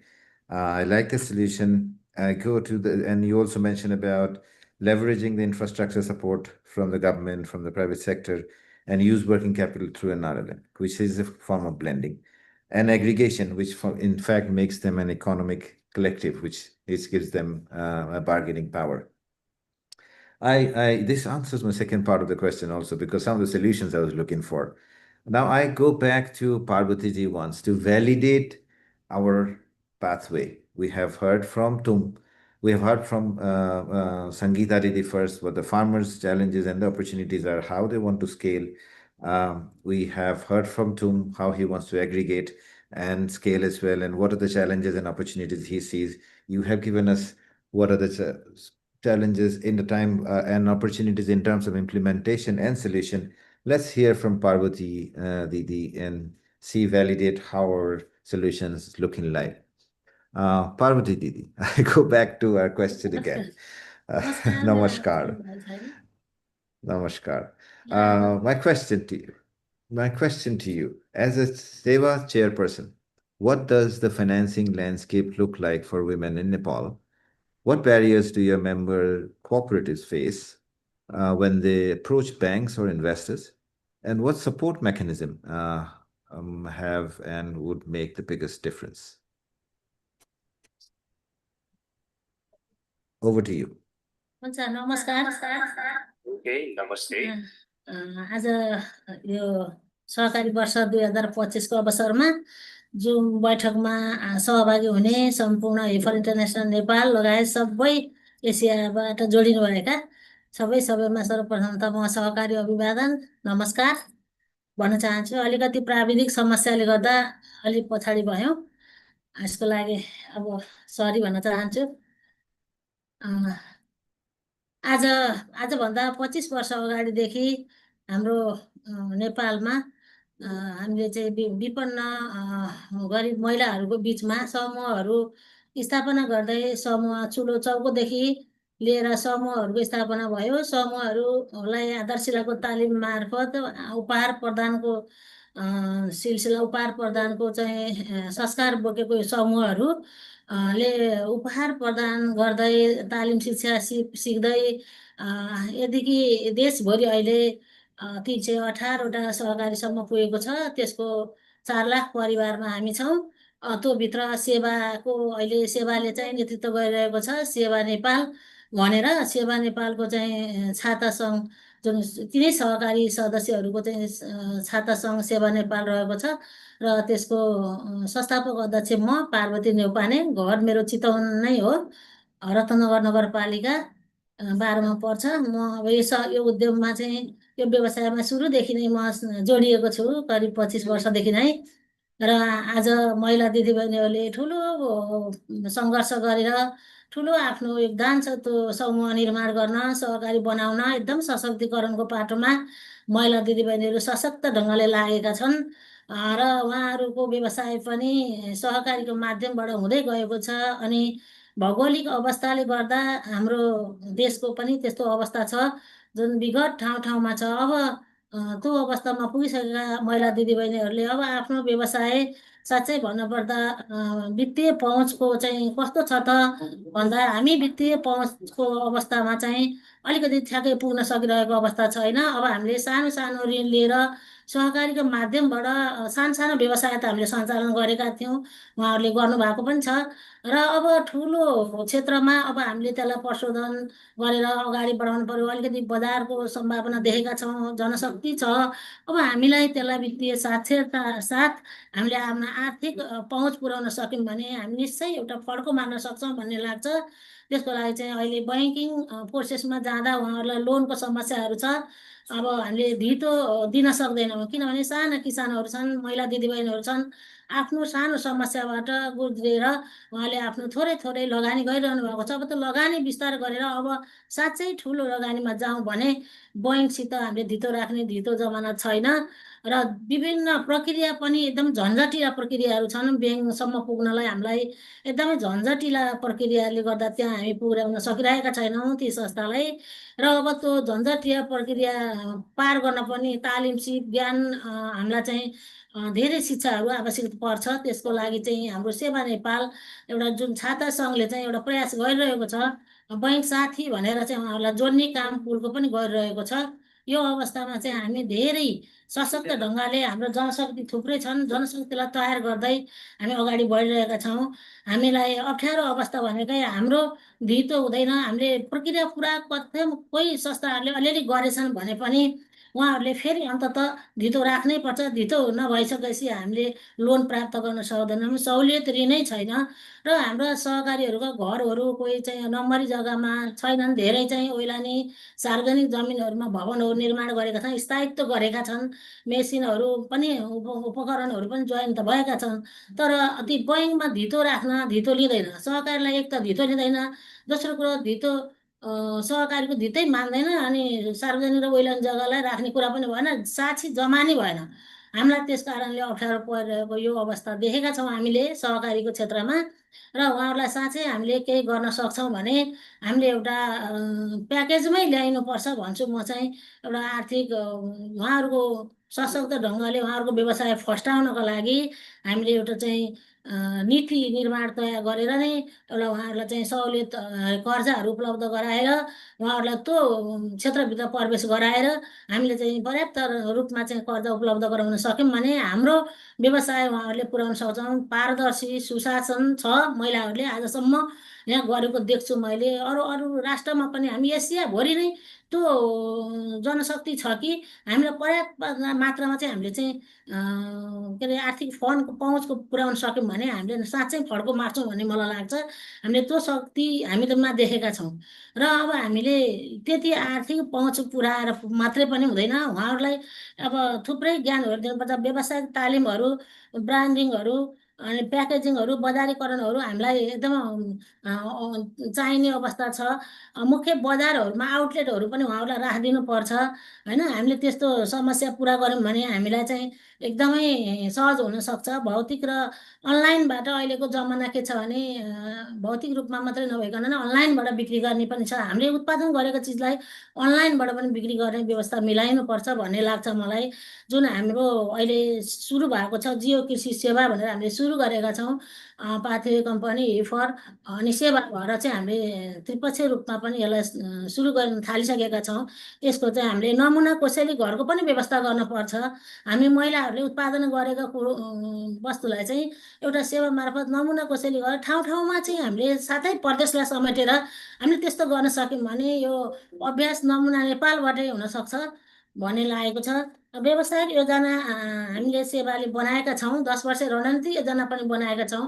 यसको भिजनहरू ठुलो छ, राम्रो छ। हामीले चाहिँ विश्वभरि चिनाउनलाई हामीले चाहिँ यो हाम्रो नेपालमै शीत भण्डारको चाहिँ कुराहरू तिनीहरूलाई गऱ्यौँ भने सबै ठाउँमा 12 मौसम हामीले चाहिँ गर्न सक्छौँ। भ्याक्सिनको व्यवस्थाहरू, पशु वस्तुको लाई खोपको व्यवस्थाहरू हामीले सबै सहज भनेको बेलामा दिन सक्यौँ भने चाहिँ हामी चाहिँ अगाडि बढ्न सक्छौँ भन्ने लाग्छ। हाम्रो देशभरि नै अब कृषि एम्बुलेन्सको व्यवस्था गरियो भने चाहिँ हामीले त्यसलाई सहज रूपमा चाहिँ बजारमा लान सक्छौँ र उपभोक्तासित गर्न सक्छौँ। एउटा लास्टमा चाहिँ अर्ग्यानिक हाम्रो लोप हुँदै गएका अर्ग्यानिक चिजहरू छन्। त्यो अर्ग्यानिक कुसुम, बयर, फरेर अनि काउनुहरू जस्तो विभिन्न जातका नदीका धानहरू हाम्रो पुस्ताले मात्रै देखेको छ, भावी पुस्ताले चिन्दैन। त्यसलाई जगै नगर्दा विश्व बजारसम्म चिनाउनु पर्ने हामीले बुझेका छौँ। हामीलाई त्यस्तो लाग्छ। विश्व बजारसम्म यसलाई चिनाउन सक्यौँ भने निरन्तर अर्ग्यानिक खान पाइन्छ र वनमा पनि वन वातावरणमा पनि हामीले जोगाउन सकिन्छ। किनभने अर्ग्यानिक विषादी रहित हामीले चाहिँ खुवाउन सक्छौँ भन्ने लाग्छ। किसान महिलालाई प्रविधिमा जोड्न अति आवश्यक छ। हामी किसान महिलाहरू प्रविधिमा जोड्यौँ भने धेरै यसलाई चाहिँ अगाडि लान सक्छौँ भन्ने लाग्छ। यस्तै गरी देशभरि हामीले चाहिँ महिलाहरूले उत्पादन गरेका चिजलाई चाहिँ विश्व बजारमा चिनाउन र हाम्रो क्षमता बुझ्न पनि जरुर छ। वित्तीय साक्षरता र वित्तीय साक्षरता र क्षमता विकास गऱ्यौँ भने हामी एउटा फड्को मार्न सक्छौँ भन्ने लाग्छ। अब त्यही हो, वित्तीय पहुँचहरूको लागि चाहिँ डिजिटल प्रविधिको चाहिँ हामीले चाहिँ अगाडि बढाउनु पर्छ। त्यसलाई चाहिँ सबै उसमा चाहिँ क्षेत्र जुन एसियाभरि नै त्यो चाहिँ आवश्यक छ। ऋण लिएर साना उद्योगहरूलाई बढाउन सकिन्छ। हामीले चाहिँ के गर्न सकिन्छ भन्ने कुरामा चाहिँ हामीले साना व्यवसायलाई ठुलो बनाउन सकिन्छ। यही छ। डिजिटल मार्केटिङको व्यवस्था अहिले जमाना भएको भएर त्यसलाई चाहिँ अगाडि बढायो भने अहिले हाम्रा महिला दिदीबहिनीहरू धेरै शिक्षा भएका छैनन्। थोरै शिक्षा भएकाले पनि लिडरसिप लिएर हिँडिरहेका छन्। दोस्रो पुस्तालाई पनि अगाडि बढाउनु पर्छ भन्ने जरुर छ। त्यसलाई चाहिँ हामीले शिक्षा ज्ञान सिपहरू दिएर उहाँहरूलाई दोस्रो पिँढीलाई पनि अगाडि बढायौँ भने अहिले धेरै सिप ज्ञान भएका दिदीबहिनीले लिडरसिप गरिरहनु भएको छ तर उहाँसित उच्च शिक्षा छैन। त्यसले अलिक प्रविधिमा जान समस्या छ। त्यसलाई हामीले चाहिँ शिक्षा दिएर उहाँहरूलाई तालिमहरू धेरैभन्दा धेरै सिप विकास गरेर अगाडि लान सक्छौँ। देशको अवस्था चाहिँ यस्तो छ। नेपाल मा त झन् एकदमै सुन्दर देश त्यसमा चाहिँ हामीले सबै दिदीबहिनीहरू थपभर भएको देख्छौँ उहाँहरूको चाहिँ एकदमै सिप विज्ञान क्षमता निरन्तरता उद्यमशीलता सबै छ तर यदि सबै हामीले जुटाउन सक्यौँ भने साँच्चै यो आज एसियाभरिको टिम बैठक बसेको छ यो बैठकलाई मैले एउटा अनुरोध पनि गर्न चाहन्छु साँच्चै हामी एक ढिक्क भयौँ भने यो महिला शक्तिलाई अगाडि लगेर देशमा विभिन्न हाम्रो राष्ट्रहरूमा एसिया राष्ट्रमै विकासको मूल फुट्छ भन्ने चाहिँ मलाई विश्वास छ यहाँ सबैलाई अभिवादन गर्न चाहन्छु सहकारी अभिवादन पनि छ सहकारी वर्ष हो यो र हामी खुसी हर्षोल्लासका साथ यो विकासको मूल फुटाउन हामी सबै एक ढिक्का हुनुपर्छ र हाम्रा जगेर्ना गर्नुपर्ने चिजहरूलाई हाम्रा चाहिँ अर्ग्यानिक चिजहरूलाई अगाडि बढाउँ र हामी महिला उद्यमीलाई वित्तीय पहुँचमा पुऱ्याउँ हामी चाहिँ उहाँहरूलाई मिसिनरी कुराहरू प्राविधिक कुराहरूमा चाहिँ सक्षम बनाउँ त्यो पनि चाहिन्छ र हामीलाई थुप्रै कुराहरू चाहिँ हामीले दिन्छौँ उहाँहरूसित त पैसा उहाँहरूसित सम्पत्ति धन त छैन तर उहाँहरू जनशक्ति छ उहाँहरूलाई चाहिँ सिप ज्ञान सबै हामीले यसरी दिन सक्यौँ भने र हामीलाई चाहिँ चाहिने उपकरणहरू सबै कुरा व्यवस्था गऱ्यौँ भने नीतिगत कुराहरूको सुधार गऱ्यौँ भने हामीलाई चाहिँ नीतिगत कुराहरूको पनि अप्ठ्यारा छ कति कुरा त्यसलाई सबै सुधार गऱ्यौँ भने साँच्चै हामीले चाहिँ यो गर्न सक्छौँ र हाम्रो यहाँहरू सबैलाई चाहिँ म धन्यवाद दिन चाहन्छु यहाँ उपस्थित हुने मौका दिनुभयो धितो ग्यारेन्टी पनि हामीसित छैन धितो ग्यारेन्टी राख्ने एउटा ग्यारेन्टी भइदिनु पर्यो हामी जस्ता सरकारवालाहरूले मिलेर एउटा त्यसको व्यवस्था पनि हामीले गर्न सक्यौँ भने साँच्चै हामीले चाहिँ विकासको मूल फुटाउन सक्छौँ यहाँहरू सबैलाई धन्यवाद दिन चाहन्छु यो देश नेपाल यो एसिया राष्ट्र एसियाभरिका सबैलाई चाहिँ म एकदमै शुभकामना बधाई पनि भन्न चाहन्छु हामी यसरी जुट्ने अवसर पनि मिल्यो फेरि पनि यस्तो अवसरमा हामीलाई अगाडि बढाउनु होला यहाँहरूको साथमा हामी पनि छौँ हस्ते गरेर हामी अगाडि बढ्नुपर्छ हामीले नसिकेका कुरा नजानेका कुराहरू सिक्नुपर्छ हामीले नजाने नसिकाए कसले जान्दछ र यहाँहरूले सिकाउनु भयो भने हामी जान्दछौँ यही कुरा भन्न चाहन्छु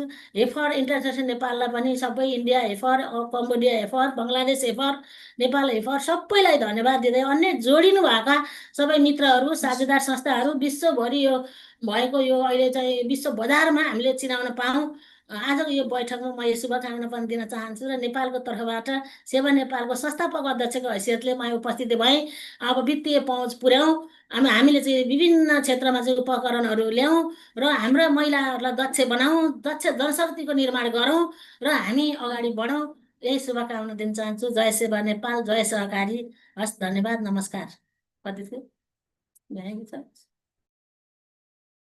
Thank you, Parvatiji. Wow, that was awesome. Thank you. And I must also thank the interpreter. You did not miss the spirit. You did it well. That was really, really great.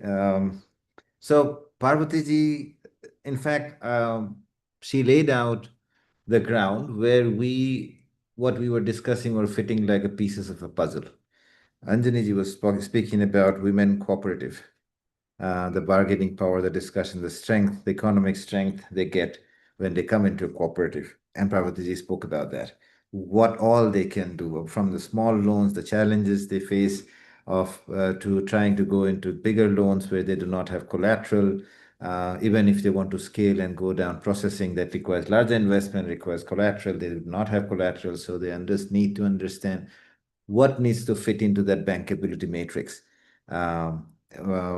We spoke about, Mr. Tung laid the ground as well, that when they want to procure, they need certain standards of food for the supply chain to downstream. Their cooperatives are short of finance, which require transitioning of supply. So it's all flowing through.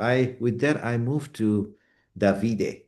And I hope, Gurpreet, if you could connect us to Davide. So to my question to Davide, now to bringing it all together, the EU's common agricultural policy is grounded in ideas of fairness, sustainability, and resilience.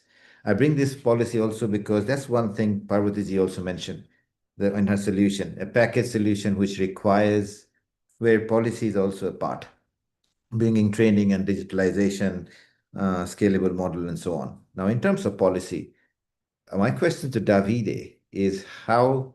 Oh, sorry, did you just changed it? Hello? Yeah. So, my question to Davide is how do you see these principles translate into support for smallholder farmers and women-led enterprises and cooperatives in Asia? Over to you. Sure, thanks. Good morning, everyone.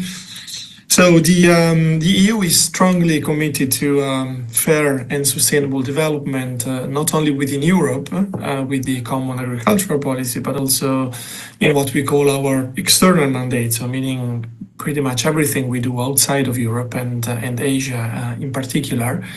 So we acknowledge that smallholder farmers and MSMEs in general are the backbone of the economy in terms of GDP and employment.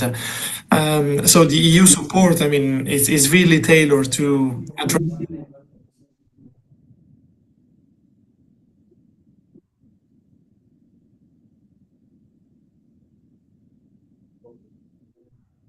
Is it me? Address regional challenges, I mean, and the local strategies to promote smallholder farmers and women-led enterprises and cooperatives. Now, if we break down the three principles that you just mentioned, fairness, for us, that means equitable access and inclusion. It means access to finance, but also access to markets and access to education. For women-led SMEs, I mean, it also means what we call gender-responsive policies. I mean, think, for instance, of equal access to land rights. In terms of sustainability, it means supporting the adoption of sustainable practices, such as organic farming or ecosystem protection, where smallholders may receive incentives for their conservation efforts. And of course, when we speak about resilience, I mean, we speak about supporting measures for climate risk mitigation or to develop tailored insurance products or to promote crop diversification. So this is how, as the European Union, we think of fair, sustainable, and resilient measures in our actions in Asia. Back to you.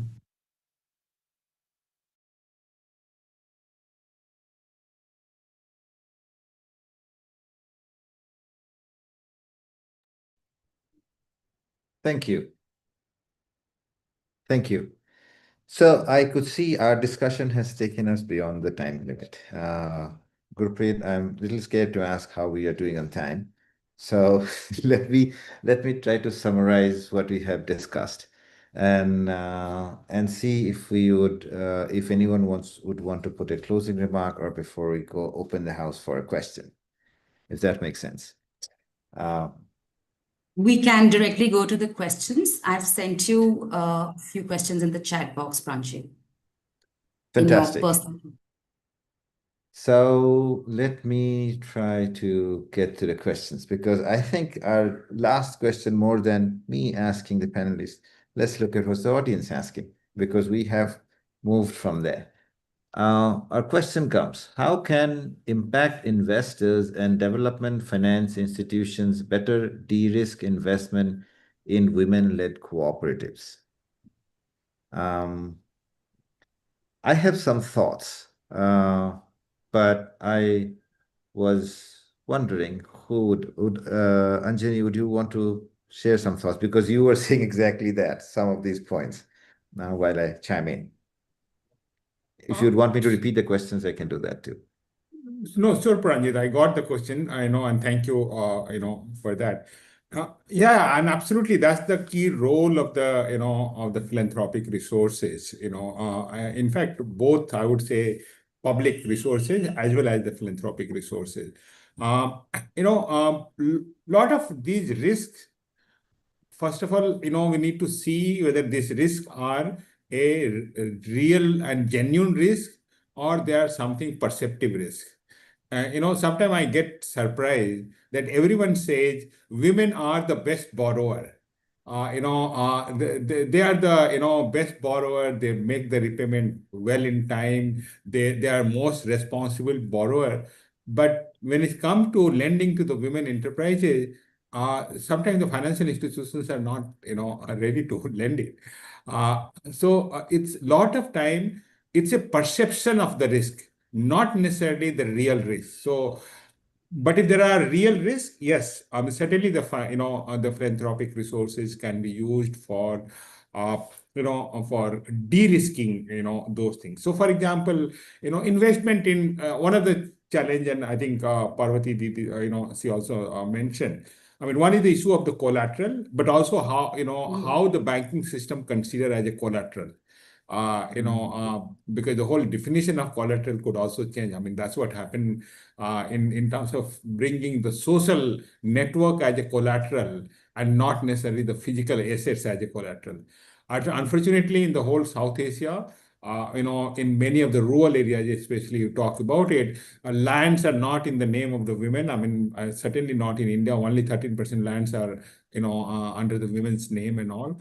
And one of the collateral, easiest collateral is the land or even the housing. I mean, now thankfully the new houses which are built under the various government programs, Prime Minister Awas Yojana and all, are in the name of the women. Otherwise, there are no houses, there are no land in the name of the women, and that's why the collateral becomes a huge challenge and all. So I think the one I would say, investment in the women financial literacy, women digital literacy, building their credit profile, basically helps and builds the perception and change the perception of the financial institutions about some of these risks and all. We also did some work with the CGT MSC, which is a central insurance guarantee for the women borrowers and all. They do the guarantee for all the borrowers and all, but I think what we had when we gave a grant, we said, can you take this 13% guarantee, which were only 13% guarantees were for women, and we said, if you can in your portfolio take it to the 30% and all. So also, some of this work like a disaggregated data, or sex disaggregated data, it further brings the invisibility into a more visible, area, and then the whole conviction of the financial institution also that, okay, there are segments which are left out and we should be, investing in them and we should lend to them. So all those work could be taken up as part of the, de-risking the, the private capital or investing before the private capital comes in. Thank you. That's very helpful. In fact, in our discussion with the banks and financial institutions, and you mentioned exactly that, is the question of predictability. They do not even know what risk they're talking about because the social capital which they have is not even considered in the bankability matrix as an asset, which is their biggest asset. So, and thank you for that answer. I have a follow-up question for Mr. Tum. What mechanisms ensure transparency and accountability to members in FPOs and cooperatives? Because you engage with the cooperatives, you procure from them. So what mechanism ensures, oh, sorry, I'm sorry, this is for Parvati-ji. I mistaken.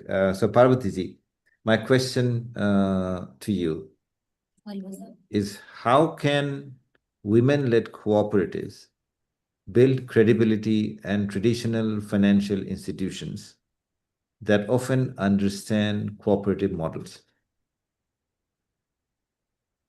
Is this the question? Sorry, yes.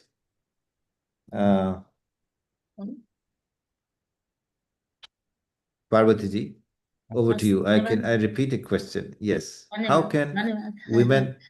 हामी साँच्चै यो लगानीलाई कसरी सुरक्षित गर्न सक्छौँ त बैंकहरूले लगानी गर्दा हामी कसरी सुरक्षित हुन सक्छौँ हाम्रो लगानीलाई कसरी चाहिँ संरक्षण गरेर दिगो विकास गर्न सक्छौँ भन्ने सवालमा चाहिँ हामीले साँच्चै लगानी गर्दा हाम्रा सहकारीका सदस्यहरूलाई कुन चाहिँ दिगोपन हुन्छ कुन सहकारी सदस्यले चाहिँ राम्रो गरिरहेको छ उसलाई अझ बढुवा गर्न सकिन्छ उसलाई अझ माथि लान सकिन्छ भने हामी सहकारीलाई पहिचान हुन्छ त्यस कारणले पनि उहाँहरूलाई हामीले लक्षित गरेर हामीले योजना बनाएर त्यही व्यक्तिलाई नै जुन काम गर्छ साँच्चै मनदेखि काम गर्छ साँच्चै भावना रूपमा अगाडि बढ्न चाहन्छ त्यस्तालाई लगानी गऱ्यौँ भने हाम्रो कहिले डुब्दैन उसलाई चाहिँ हामीले ग्यारेन्टी बसेर भए पनि जे भनौँ न जसरी हामी सरकारहरूले उसलाई संरक्षण गर्न सकिन्छ त्यसरी गऱ्यौँ भने बिमा हाम्रो साथमा छ र हामी उहाँहरूलाई पहिलो कुरो त सदस्य छनौट गर्दै हामीले चाहिँ त्यसलाई ध्यान पुर्याउनु पर्छ सदस्य छनौट गरेर हामी सहकारीले छनौट गरेर उहाँसित कर्जा लियौँ भने त्यो कर्जा कहिल्यै पनि खेर जाँदैन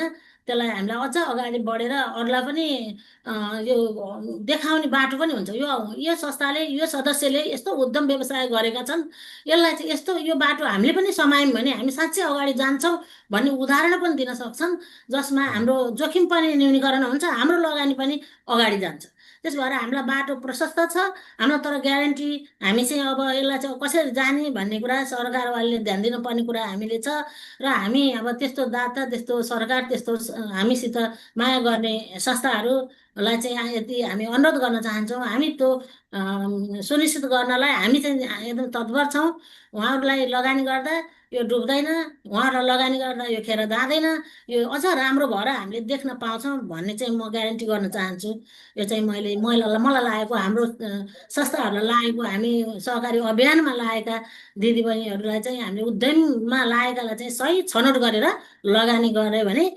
त्यसको चाहिँ जोखिम न्यूनीकरण गर्न सकिन्छ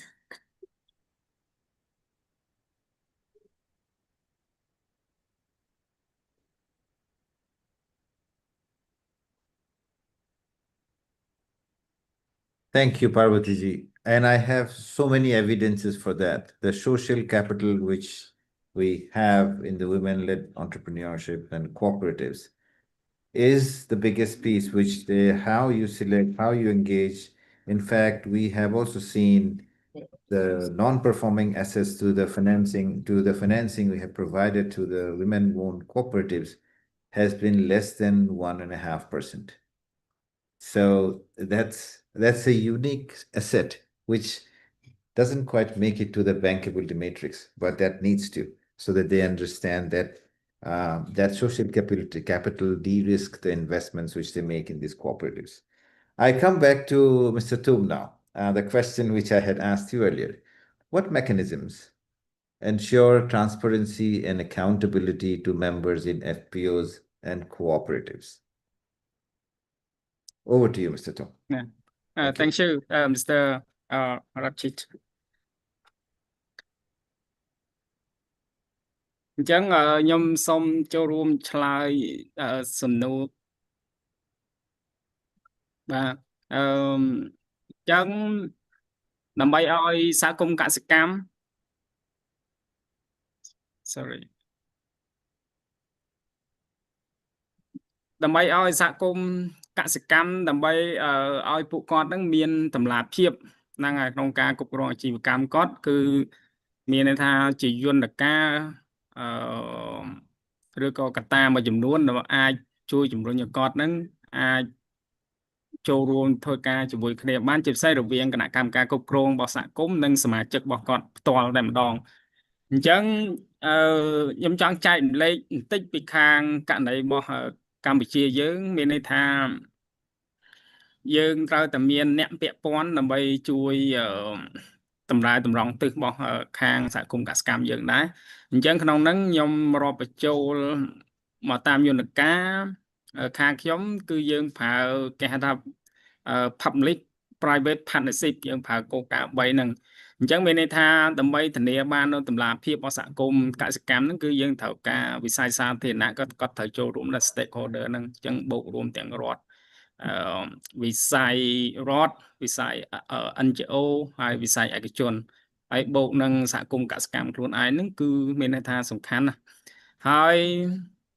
ដើម្បីឲ្យពួកគាត់មានតម្លាភាពមានន័យថាតលតែយើងជួយបរឹងសមត្ថភាពក្នុងការគ្រប់គ្រងរបស់គាត់អញ្ចឹងខ្ញុំនិយាយពីកត្តាខាងក្នុងមានន័យថាគឺកត្តាគ្រប់គ្រងដឹកនាំនិងរបស់សហគមន៍កសិកម្មផ្ទាល់អញ្ចឹងយើងត្រូវមើលថាតើសហគមន៍កសិកម្មហ្នឹងគាត់នៅមានចន្លោះខ្វះខាតអីខ្លះដែលយើងត្រូវមើលហើយជួយ build អាហ្នឹងឲ្យគាត់កាន់តែខ្លាំងខ្ញុំលើកឧទាហរណ៍ដូចជា ករណីគ្រប់គ្រងទៅលើហិរញ្ញវត្ថុរបស់គាត់ចុះតើសហគមន៍កសិកម្មហ្នឹងគាត់មានប្រព័ន្ធគ្រប់គ្រងហិរញ្ញវត្ថុរបស់គាត់ហ្នឹងត្រឹមត្រូវដែលអាចឲ្យសមាជិករបស់គាត់ហ្នឹងជឿជាក់បានឧទាហរណ៍ដល់ពេលដែលគាត់ទិញលក់ដូរអីគឺធ្វើម៉េចត្រូវមានតម្លាភាពឲ្យសមាជិកយើងគឺគាត់ត្រូវមានទាំងរបាយការណ៍ត្រូវមានទាំងពី record អីទាំងអស់ហ្នឹងគឺអាហ្នឹងហើយដែលជាកត្តាជំរុញឲ្យសមាជិករបស់គាត់ហ្នឹងជឿជាក់ហើយអាចឲ្យសមាជិករបស់គាត់ហ្នឹងចូលរួមក្នុងការធ្វើអាជីវកម្មនឹងបានបាទហើយយើងឃើញថាបើសិនមកសហគមន៍កសិកម្មមួយគណៈកម្មការគាត់នឹងអត់ខ្លាំងទេគាត់មិនអាចផ្ដល់ទំនុកចិត្តឲ្យសមាជិករបស់គាត់បានទេគឺគាត់ប្រហែលជាពិបាកដឹកនាំសហគមន៍កសិកម្មទៅរកភាពជោគជ័យបានគឺយើងមើលចំណុចកន្លែងហ្នឹងដែលកត្តាសំខាន់របស់គាត់ហើយ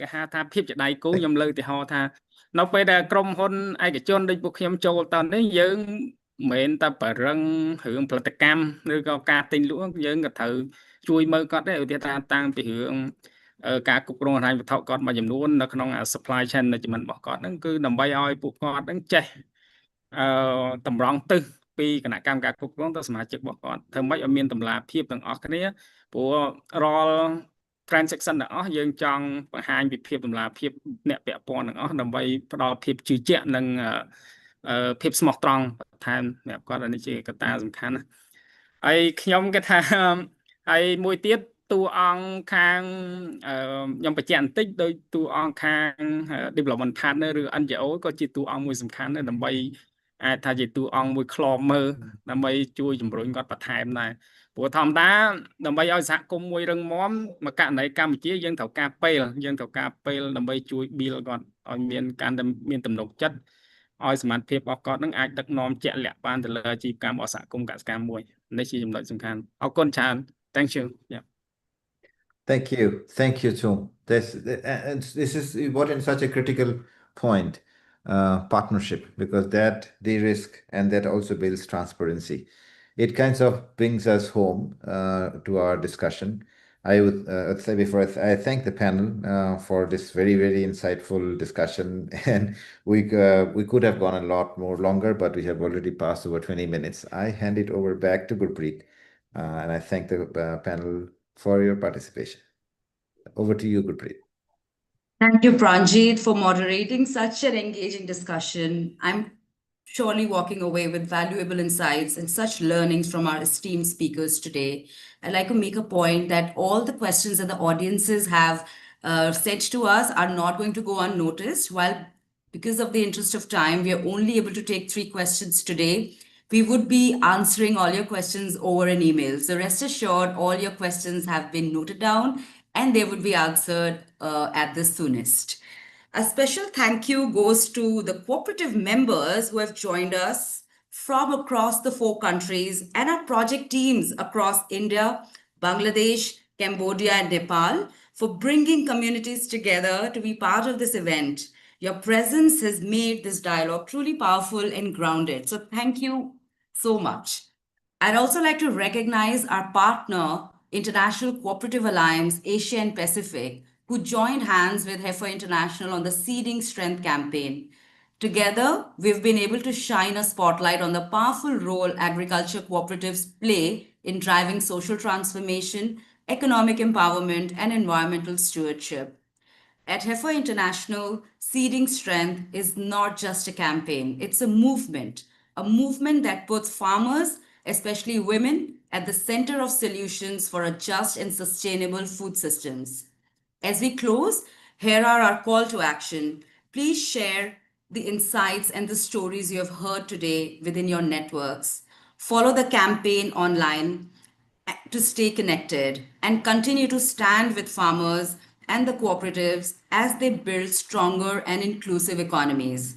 On behalf of the entire team of Heifer International in Asia and our partner organization, International Cooperative Alliance Asia and Pacific, thank you once again for being part of this important dialogue. Together, let's continue to seeding strength. Thank you everyone for joining us today. Bye-bye.